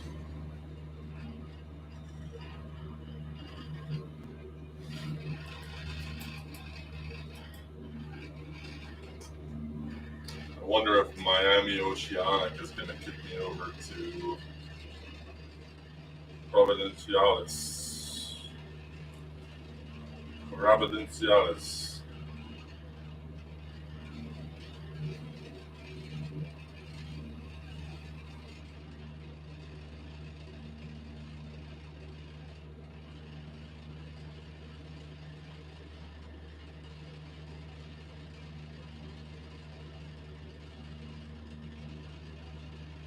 Anybody in chat have an opinion? Should I let it fly into the night here? Because it's going to be pitch black in about 20 minutes. Or should I rewind the time back a little bit and have a little more visibility for chat? What do you think? Anybody have an opinion?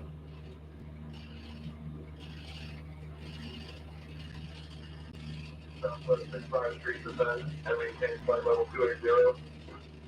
Descending to flight level 280, Southwest 653.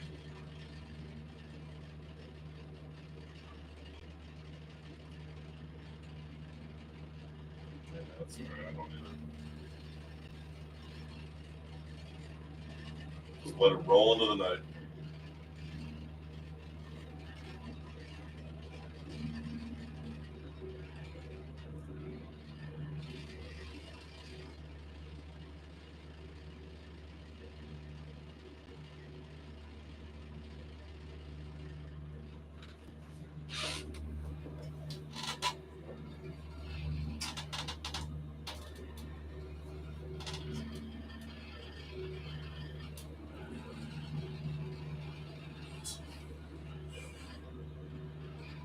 Get on course here.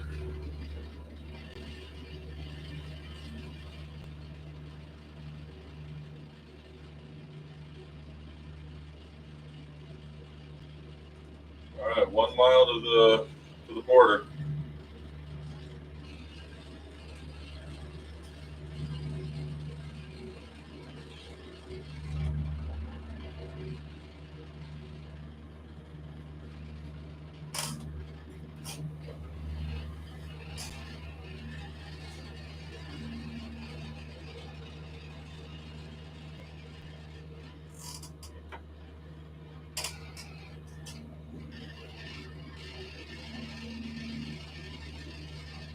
Left 128. Gonna make a left turn here. 5 seconds. There we go. Left 128.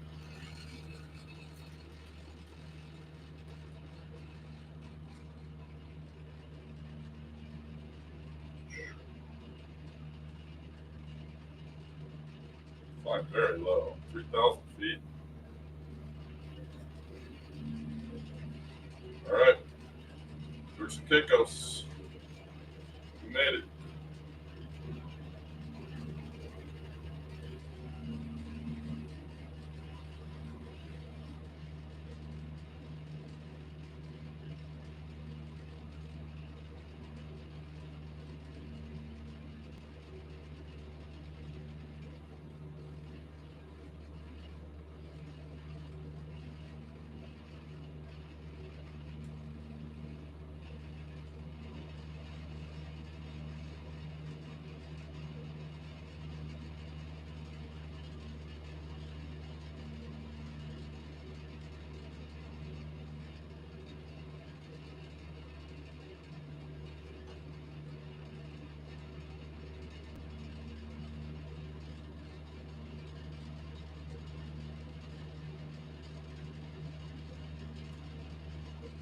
Thousand feet.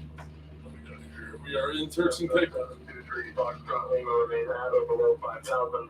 officially crossed into Turks and Caicos airspace. We're still on with Miami Oceanic. Surprised they haven't handled it. 709 Romeo Papa, Miami Center, good evening. Tiger 061A. I am ready to watch the Barcelona game.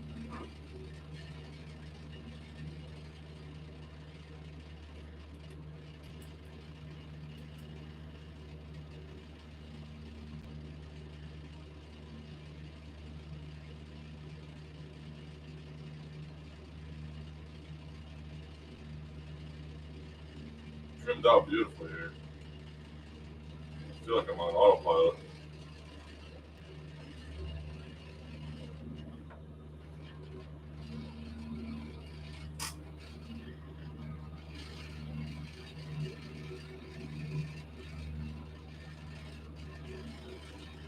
Next waypoint, Micus, 6 minutes. We'll start to see Providenciales over out the right window here fairly shortly. Probably about 30 miles out that way. It's going to be lit up now. It's getting pretty dark. So we should be able to see that fairly soon. We are rather low to the water.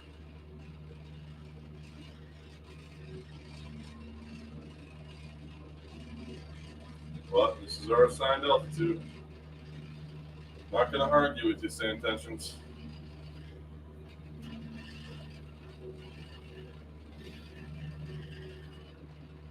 Although I'm very surprised we haven't been handed off yet.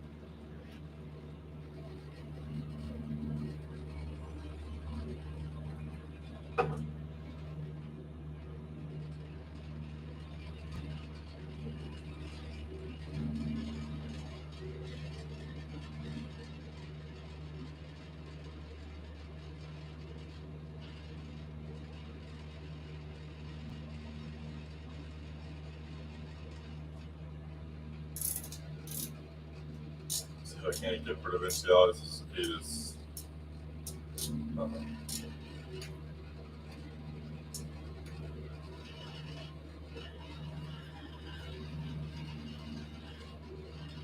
nope, not yet.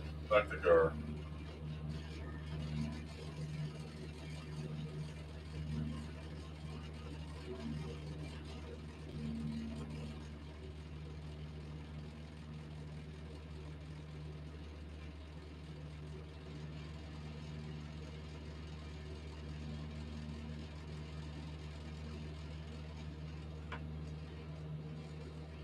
All right.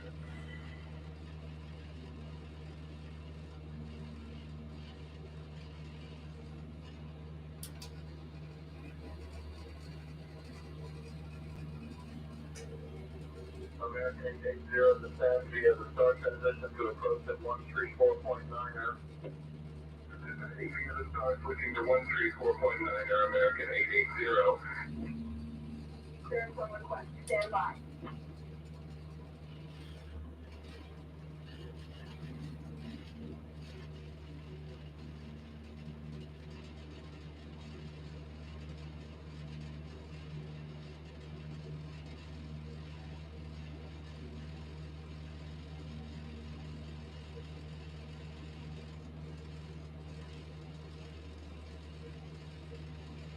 Yeah, there's no way I'm going to be able to finish this flight without taking a piss, so I'm going to have to put on autopilot sooner or later here. Let's see.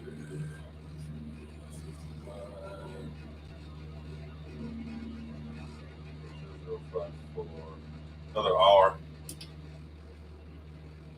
Yeah. Let's go autopilot for a minute here. Everything. All right. I'll be right back. I gotta take a leak. Be right back. Throw my drink too.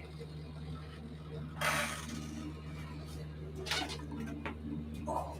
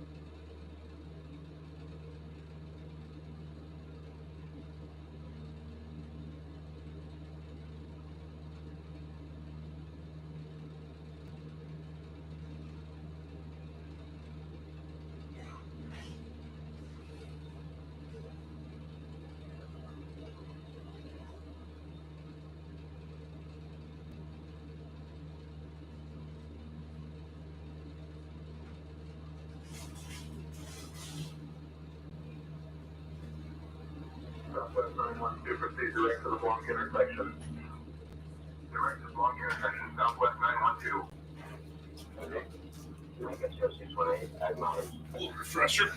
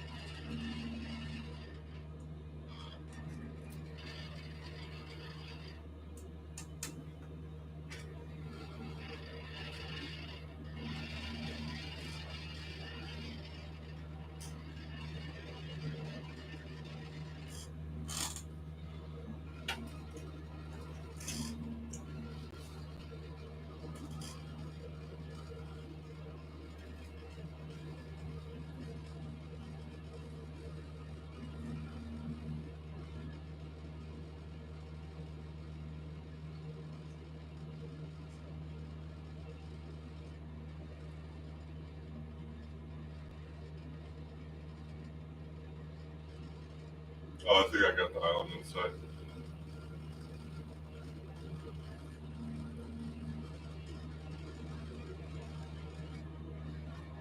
Yeah.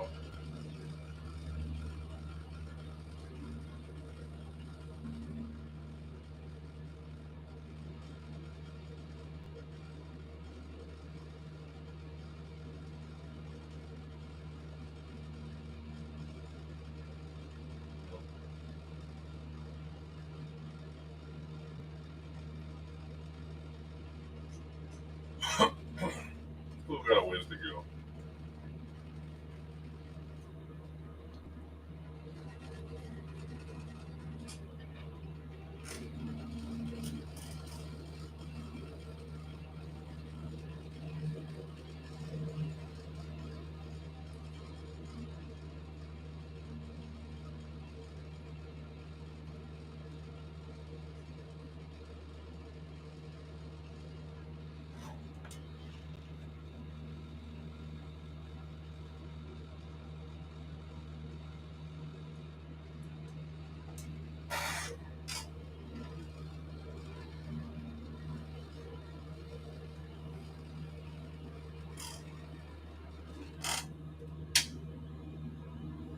That was 617 cross time and at or above 10,000.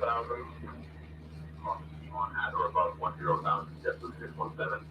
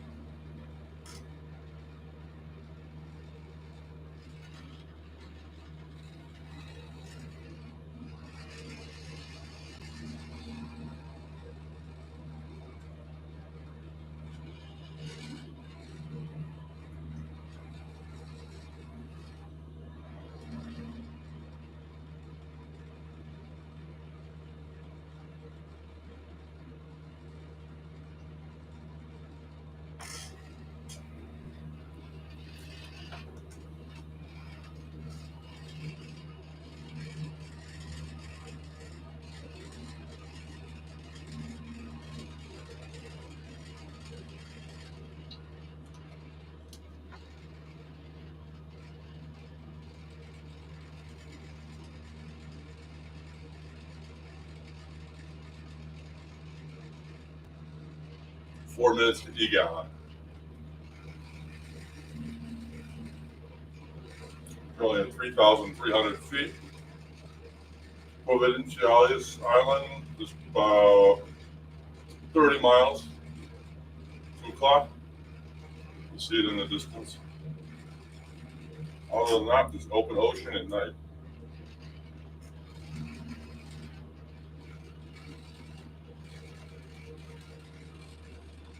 It's dark. So we got another almost hour to go.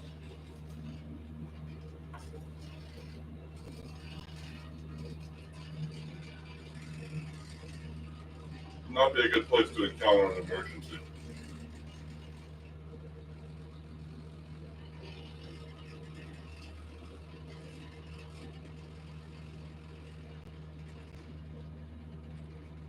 We do see some lights from boats, but they're spread out pretty far.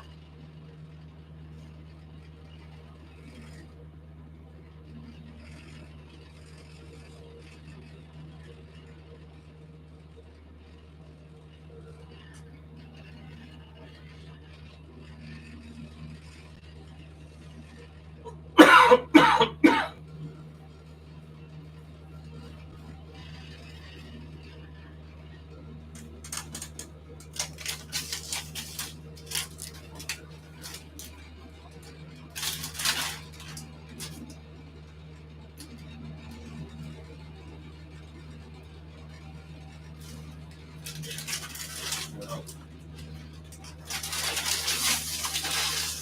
3567 Bravo, Charlie, remain clear of restricted area 2503. Remaining clear of restricted area 2503, moving 567 Bravo, Charlie.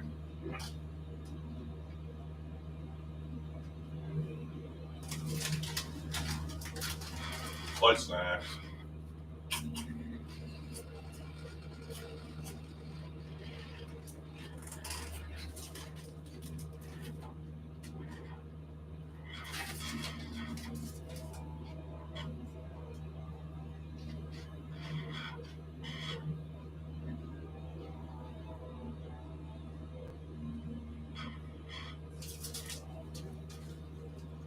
Here's the train outside. A train is not over the ocean. That's outside my window.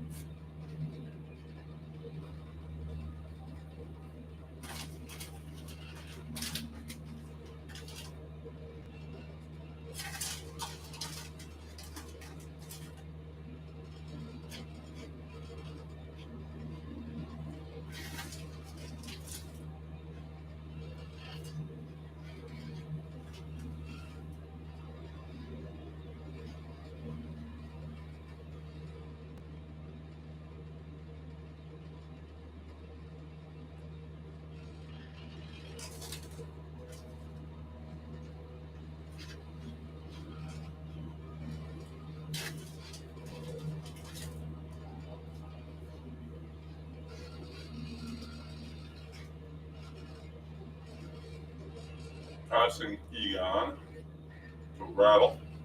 Really quick. Provinciales is off to the right there, down south.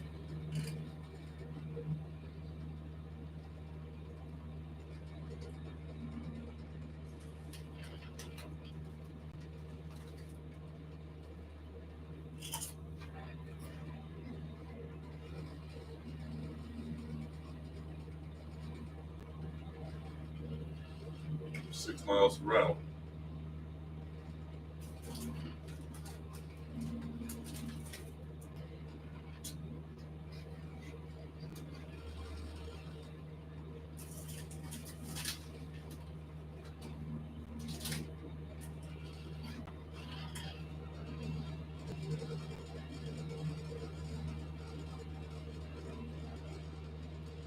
Three minutes to the waypoint. Provinciales off to the south.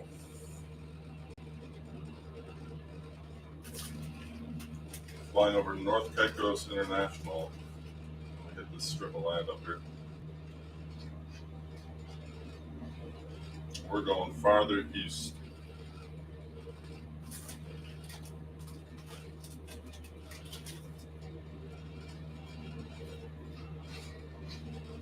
Alaska 7 109, clear direct to waypoint I Bravo. want to make it to Puerto Rico in my next leg. Clear direct to So I Bravo. got as far as I can. But after I hit the east end of Grand Turk, there's nothing. There are no islands in between. It's gonna be like a 4-hour flight over open ocean. Gotta get as close as possible tonight.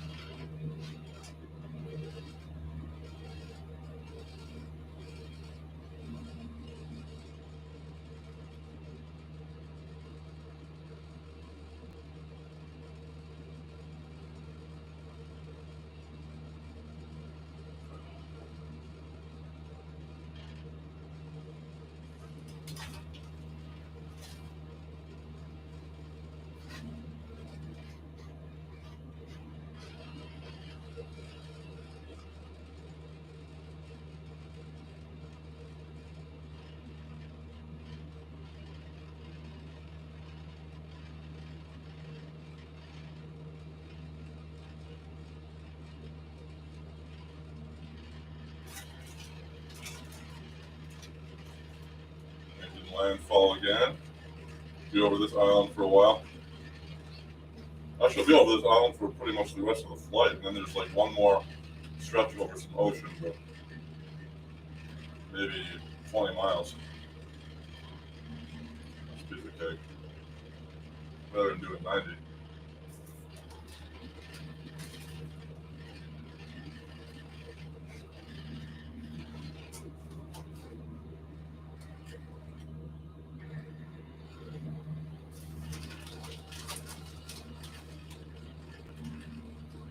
Alright, hitting rattle. Now off to Maytag. Maytag is pretty much on the other end of the island. It looks like it's going to be about 30 miles. 32.2. On this heading.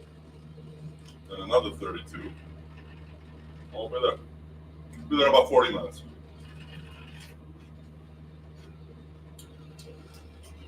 If we stay at this pace, that is.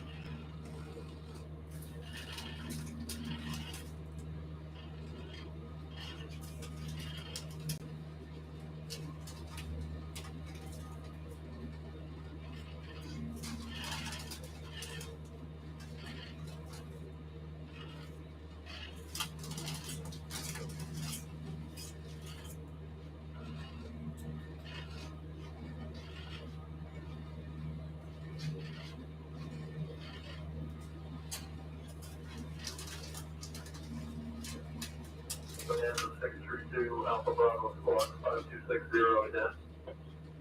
Squawk 560 and identify Fernando 632 Alpha Bravo. Island Republic, Oscar radar contact, QNH 1013.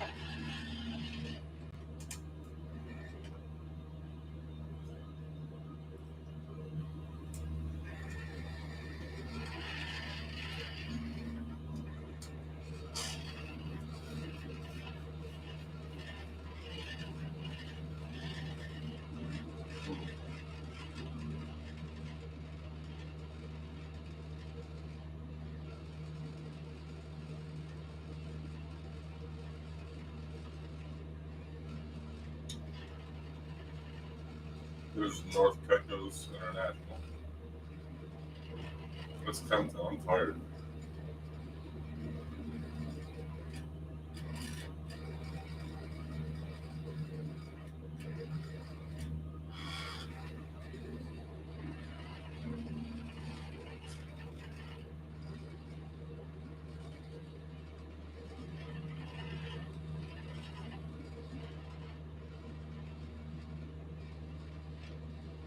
Delta 401, clear direct to Delta Alpha November 4. Clear direct to Delta Alpha November beyond Delta 401. Calendar Delta Romeo, Miami Center, identified. Good evening.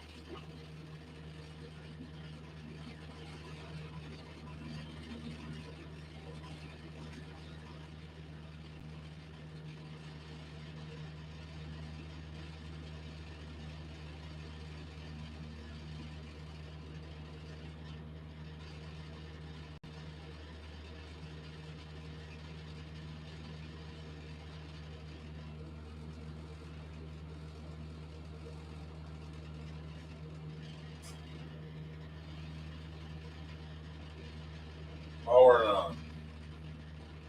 Not landing here.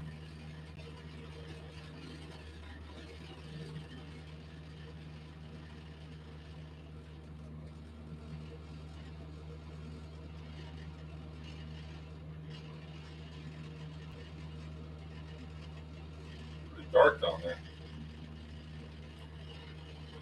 You see the damn thing. I can barely even see the airfield. Where I'm going, it's a little better than that because this is going to be a bad landing if it's not. Can't see a thing. The airport, or that airfield's only 3,600 feet.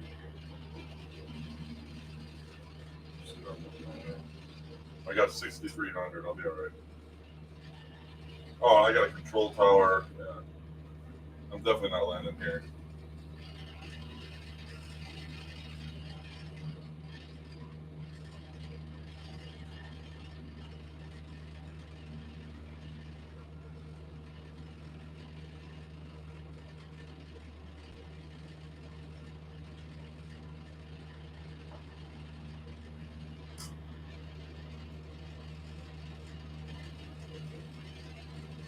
The tower's on 118.6.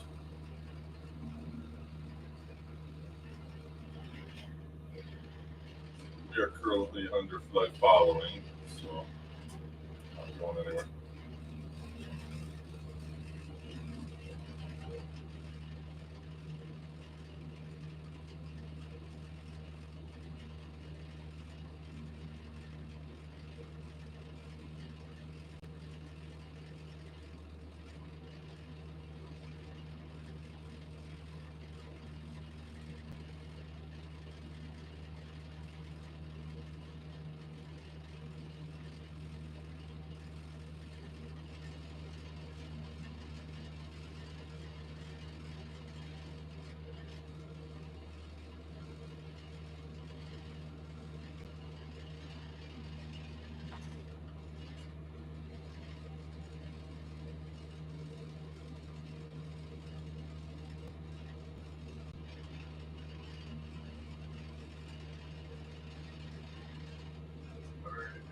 Climbing, maintain flight level 350.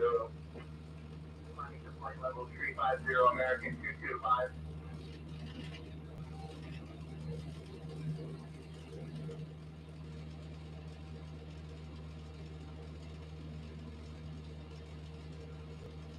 So right now I'm flying over North Caicos International.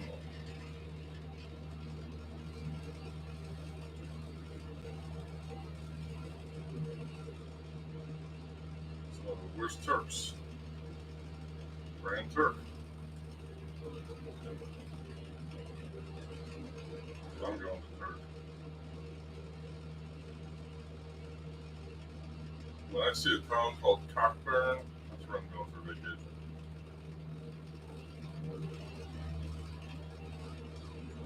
Two.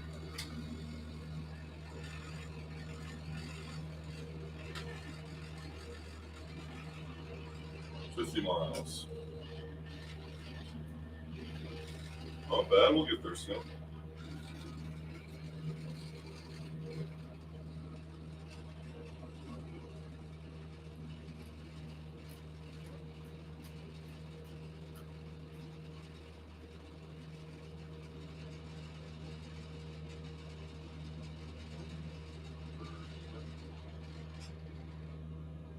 Ground course.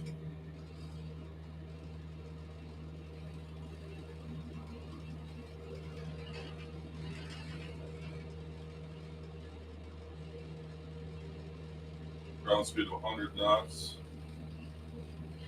16 miles to Mayag, and then from there 32. We will be where we gotta be in a half hour. We'll do another half hour.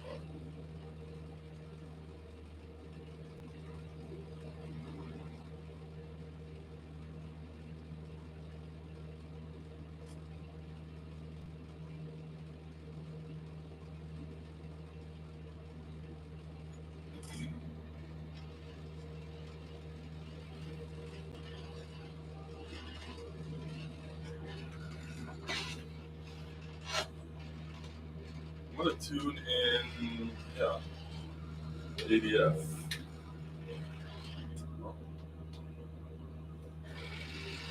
The South Caicos Island has a ADF beacon on the 260 frequency. I'm not picking it up. I'm wondering if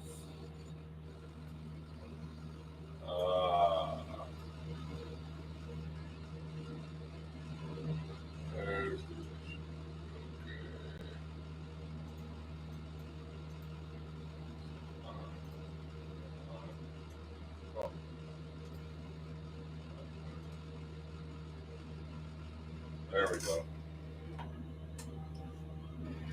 It's a sim error, and I forgot to preset.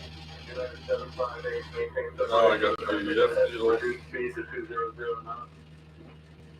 Reducing to 200 knots for separation, United 758. 50 heading. Oscar Miami, Oceanic Center, Roger. Take UNH 1013. Roger.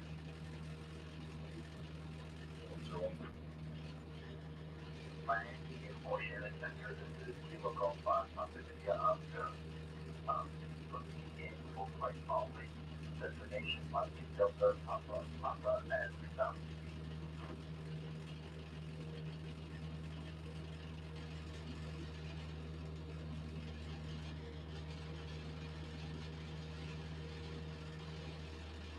Straight in for runway 11.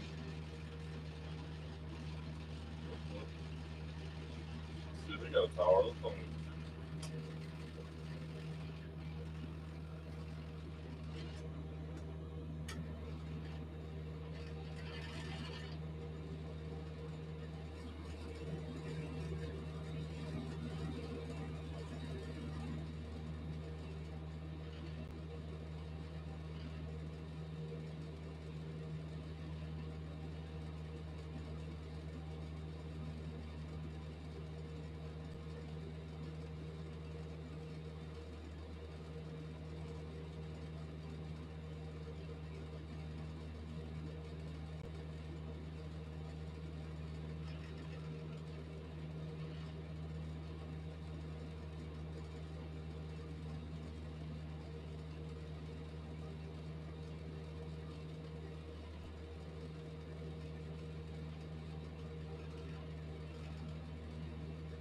This night flying is making me so tired right now. I gotta change it up.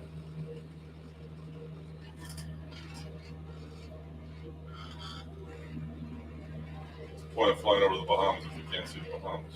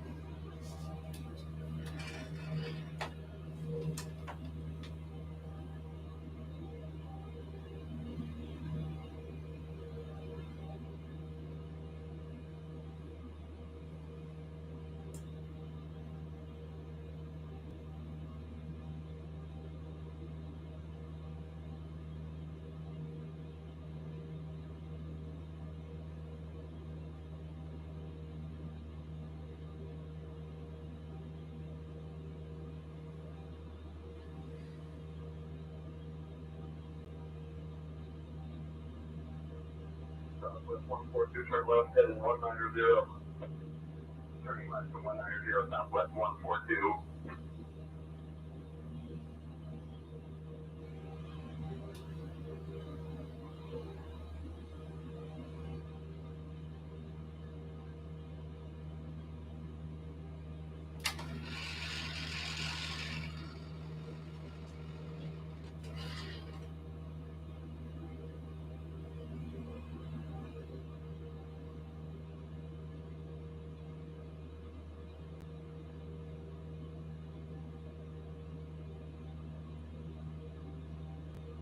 Four minutes to final waypoint for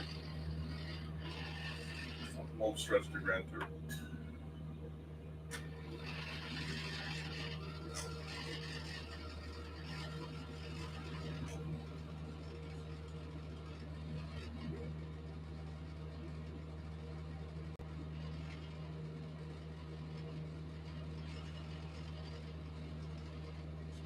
I picked up the ADF for South Pecos.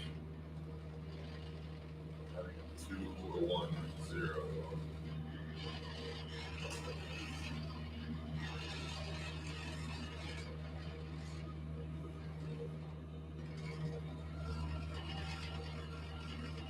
Oh, that one. 156. Oh, that's that. There we go. Using the ADF a little bit. Ancient technology.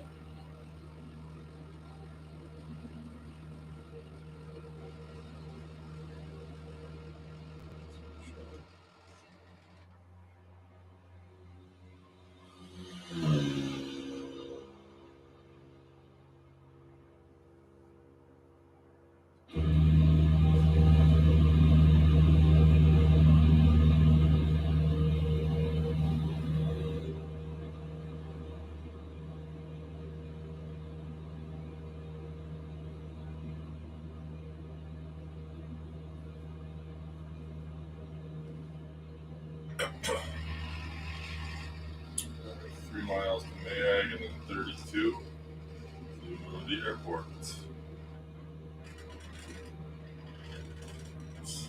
99 knots, 35 miles, 35 nautical miles.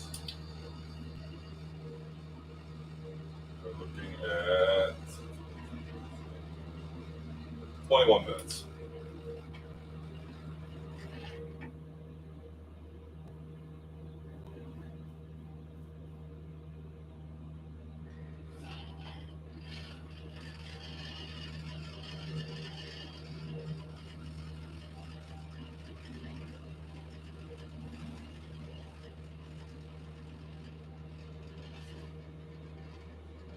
There is 555, Sierra Mike traffic alert, 12 o'clock, 4 miles opposite direction. Traffic inside, there is 555, Sierra Mike.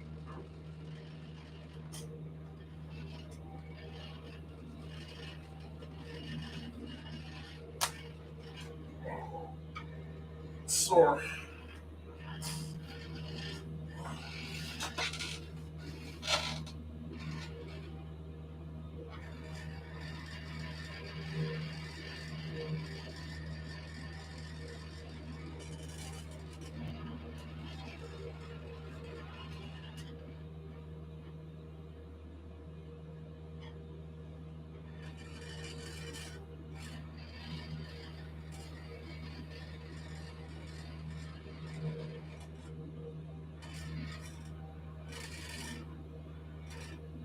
Alright, final waypoint. Do this. Okay. Slight turn to the right to adjust. Should be there in 18 minutes. 31 nautical miles. Yeah, this is pretty much it though. This is like the last island, and then you have nothing. There are no airstrips, no islands. So you can either go south to like Haiti,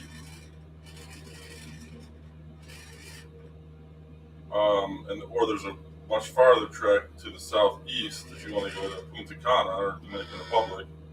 Then an even farther hike if you go further east and aim for Puerto Rico. And that's what I want to do on this next leg. So I'm going to try to go. Turks can take us to Puerto Rico in the Cessna.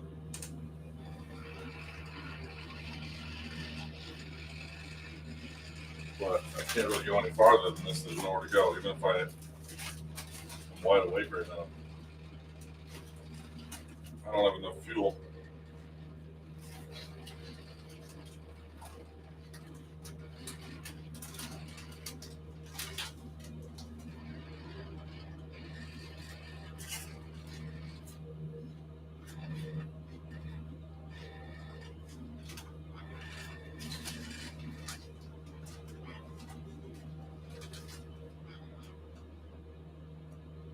Some of my other streams have been longer, but only go so far, man.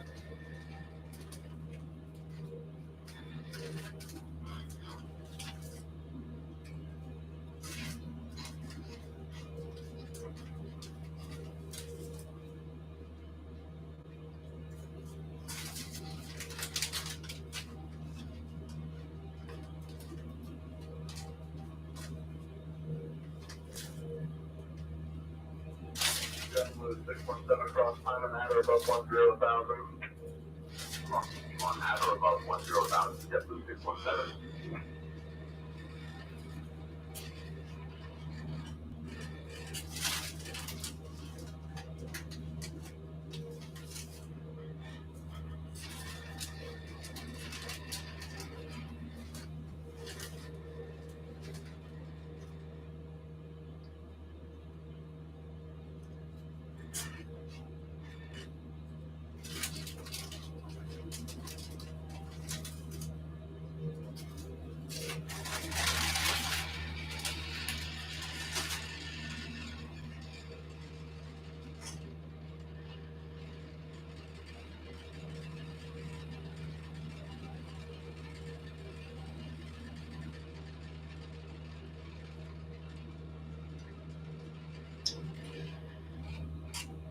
Miles. I think I have eyes on it.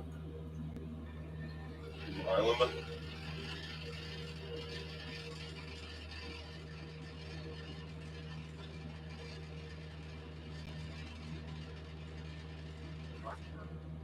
Going to Cockburn.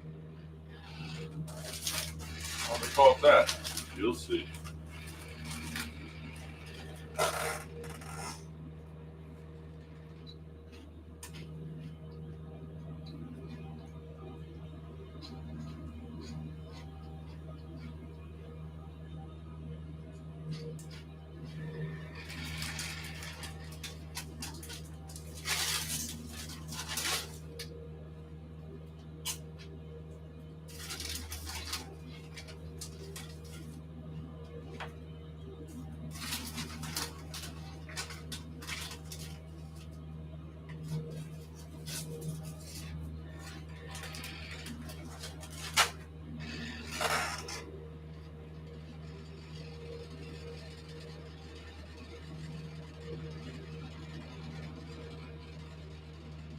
Be there in about 15 minutes.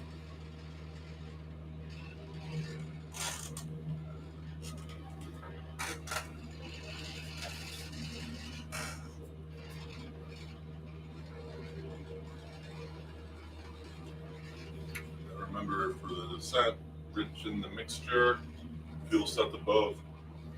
Get my ATIS.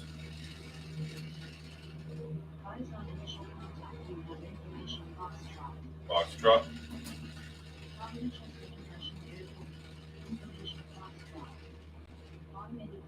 I gotta get Grand Turks. Not Foxtrot. Oh, because Grand Turks doesn't have ATIS, so. Out of service. Well, airport elevation's 11 feet, so.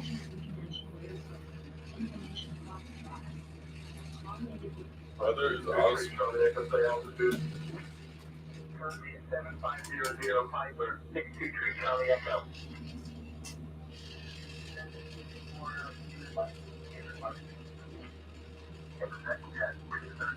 Go ahead. 21 nautical miles. I have the island in sight. Grand Turk. 21.5 miles. Be there in 13 minutes.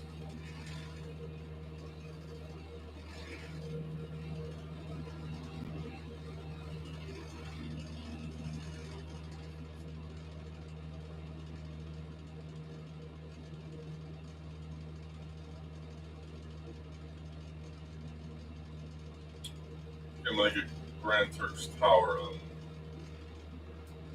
Miami Center, Skyhawk 5385 Juliet. Request change frequency over to Grand Turk's Tower.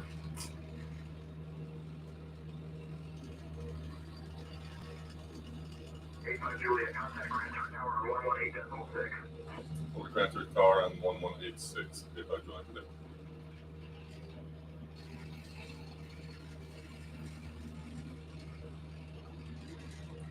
Grand Turk's Tower, Skyhawk 5385 Juliet, 3,300 feet, 20 miles to the west. Inbound for a full stop, and I have Foxtrot.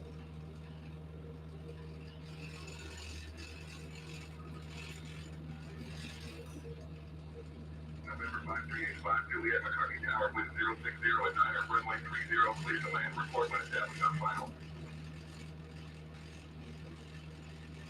30 left, clear to land, and I'll report when established on final in 5 Juliet.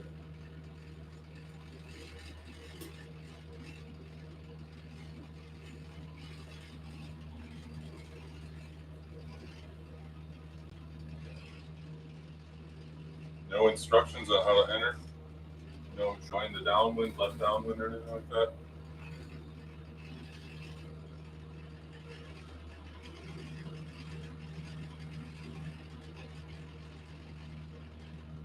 There's no 30 left, there's just 30.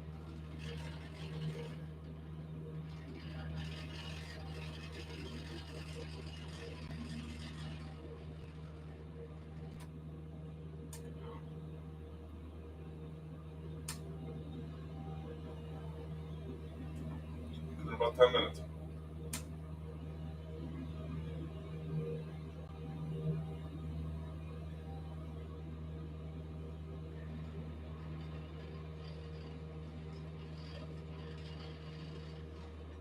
$17.2 miles to the airfield.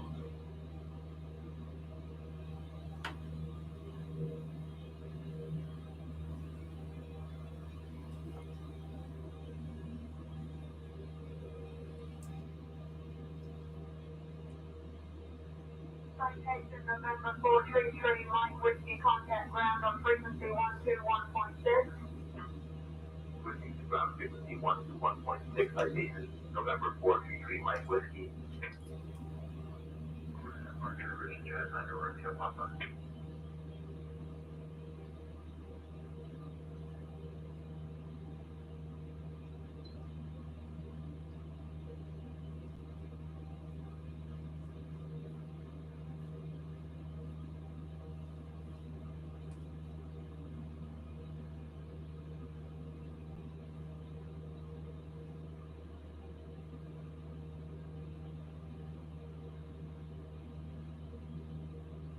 I'm going to join the right base for runway 30. Oh, I'm sorry, right down. Right down. No, left down. Left down.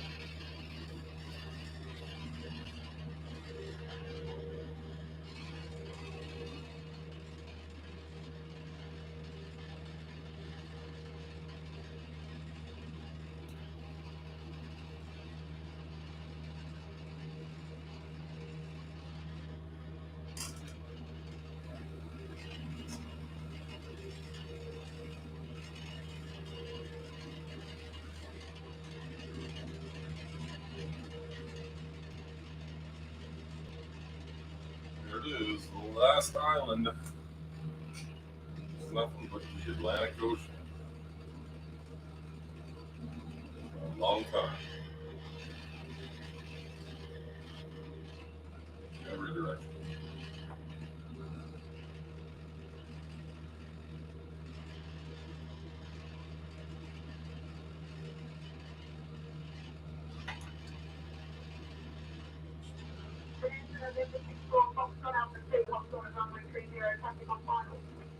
I'm not on front. Short of runway 30 Bonanza, November 64, Foxtrot Alpha Oh, 2. sure, just go. I feel pressure to hurry up. Oh, man.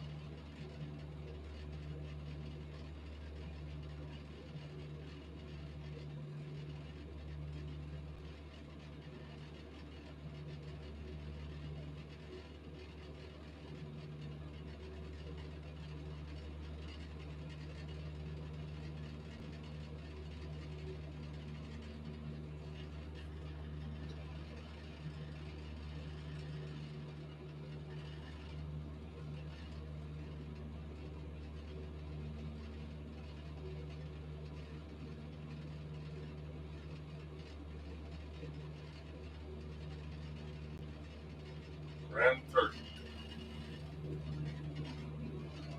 Nice flight. Perfect flight. Next one's going to be a lot longer. From here to Puerto Rico, this airplane. Haul. Haul.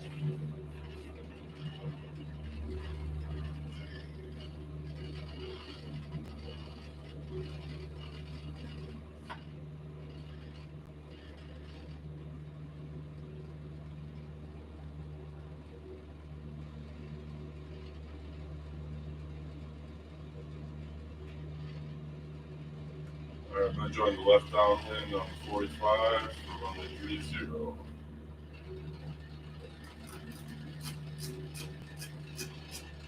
Bonanza 64, Foxtrot Alpha 2, cleared for takeoff runway 29. For takeoff, runway 29, Bonanza 64, Foxtrot Alpha 2.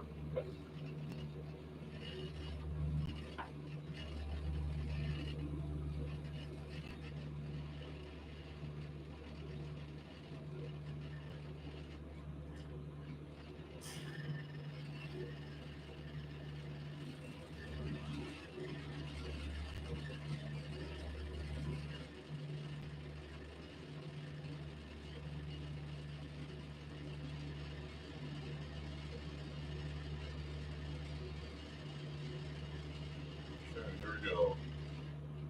Flying up to 45 downwind.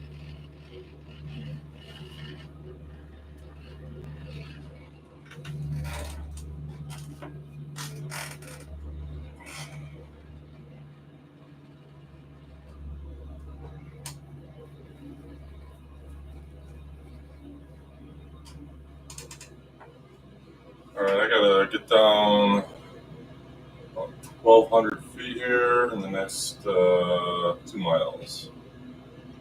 So I'll descend at about 600 feet per minute. About there. That'll get me right to the downwind on the 45 for runway 30 at 1,000 feet. All right, taxi landing lights on.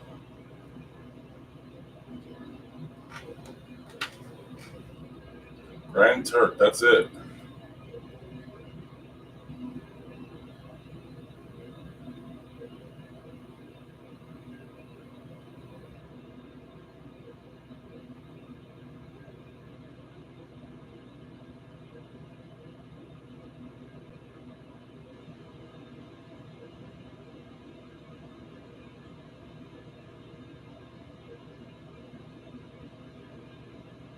Already been cleared to land, so just want me to advise when I'm on final.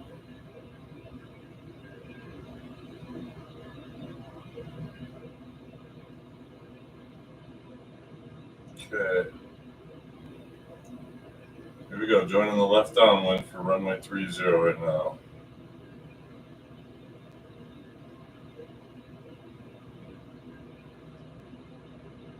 That's off.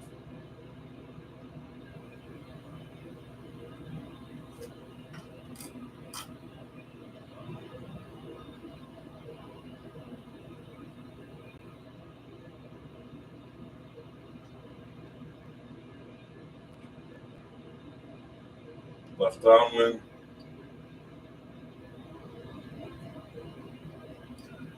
Flying over Grand Turk. Alright. Being the numbers. Mooney Diner 24 Foxtrot Delta cleared to land runway 31. Clear to land runway 31, Mooney 924 Foxtrot Delta. I gotta watch my altitude here. Okay, we're gonna come left here in a second. As soon as we're past, too low. Need some flaps.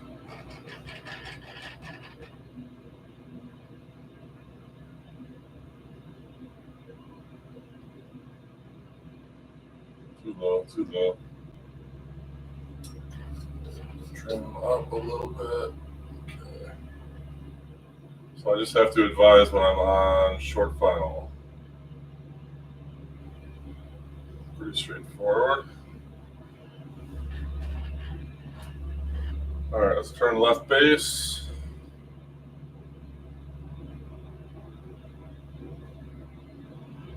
Airspeed's dropping. Jeez.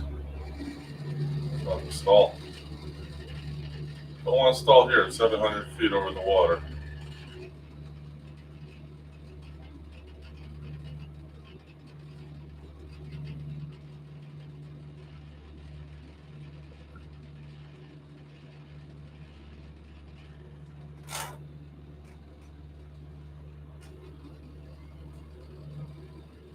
All right, here we go. Left base. Yeah, this is going to be pretty tight.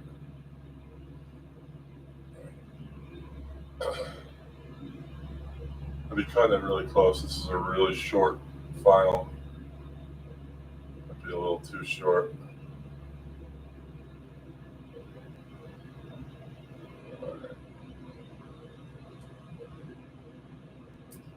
Grand Turk Tower, Skyhawk 5385 Juliet is on short final, runway 30.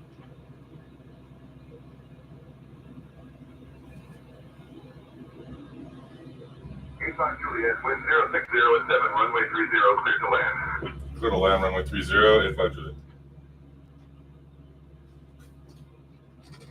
Okay, full flaps. Oops. Oh man, way off. Here we go, it's okay. I got this. Let's get my airspeed down. I got this.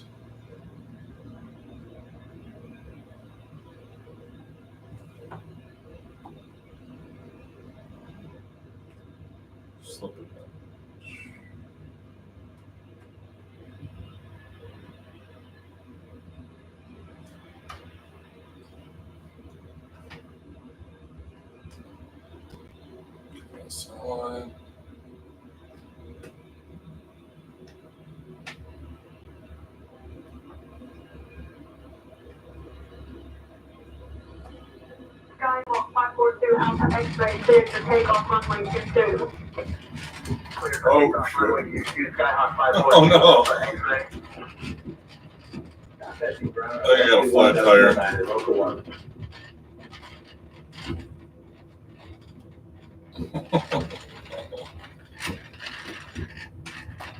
H5 Juliet, welcome to McCartney. Contact ground on 121.9er. Over the ground on 121.9er. If I do it.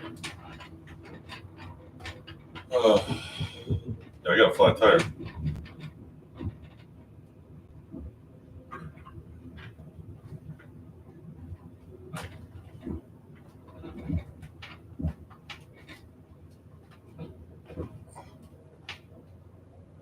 How did I get a flat tire?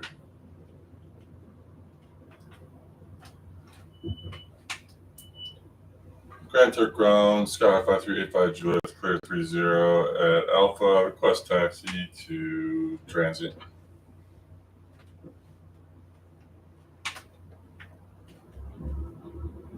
H5 Juliet, taxi to transient parking via Alpha, cross runway 12, then Bravo. Good day. Alongside.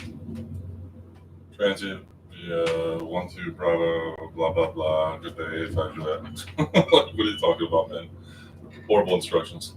Yeah, flat tire here.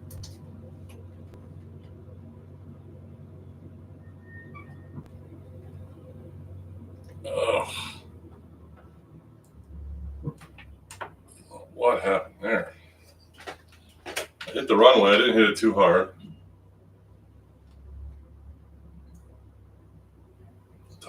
Let's toggle replay. Let's check it out. Let's see what happened.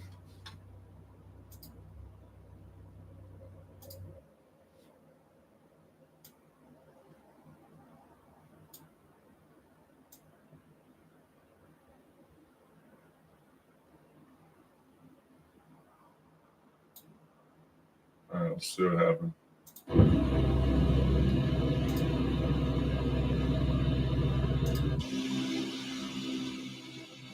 Let's see what happened.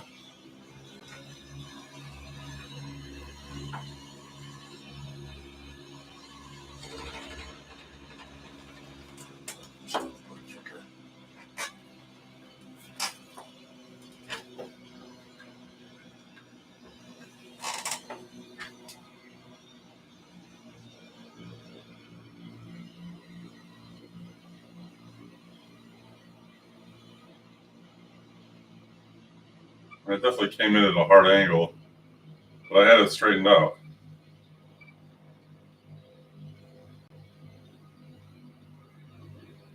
Let's see what happened. At this angle, it's not as bad as it looks.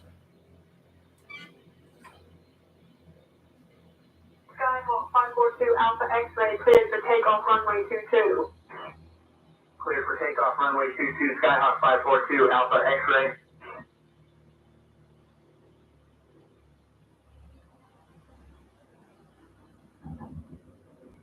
Yeah, like why did that wasn't that bad of a landing? Why did the tire pop? Like why?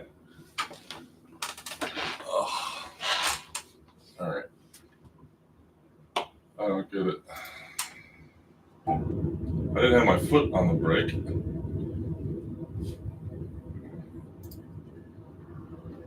No more replay mode. All right.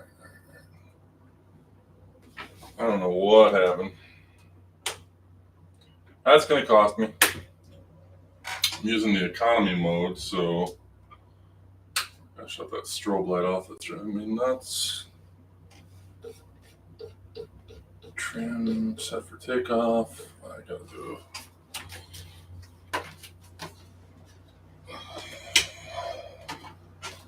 it's dark here. Flaps are up. Strobes are off. Landing lights off. Taxi light off. Pitot heat off. Mixture is required. Trim is set for takeoff. ELT verified silent. Avionics are off. Mixture full lean. Mags off.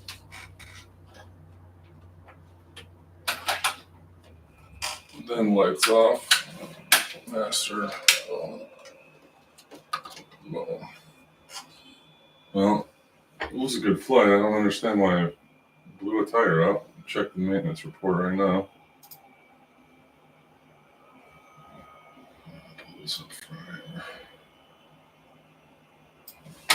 what you can see on this stream, but current balance $10,949 in the bank for repairs. So hopefully 3 hours off the oil filter right there. I just replaced that.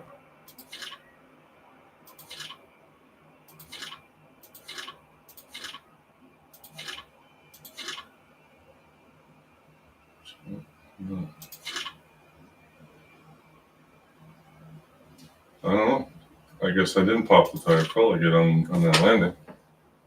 Spun out of control. I guess that's good news. Aside from the shitty landing. All right, made it to Grand Turk. So the next leg will be Grand Turk, and we're going to aim for Puerto Rico. I don't know if we'll make it to San Juan. That might be a little too far. We got to probably just aim for, what is that? Borinquin. So, all right, cool. That's a wrap. 2 hours 46. Yeah, good enough. Thanks for joining me, everybody. Have a great weekend. See you guys next time.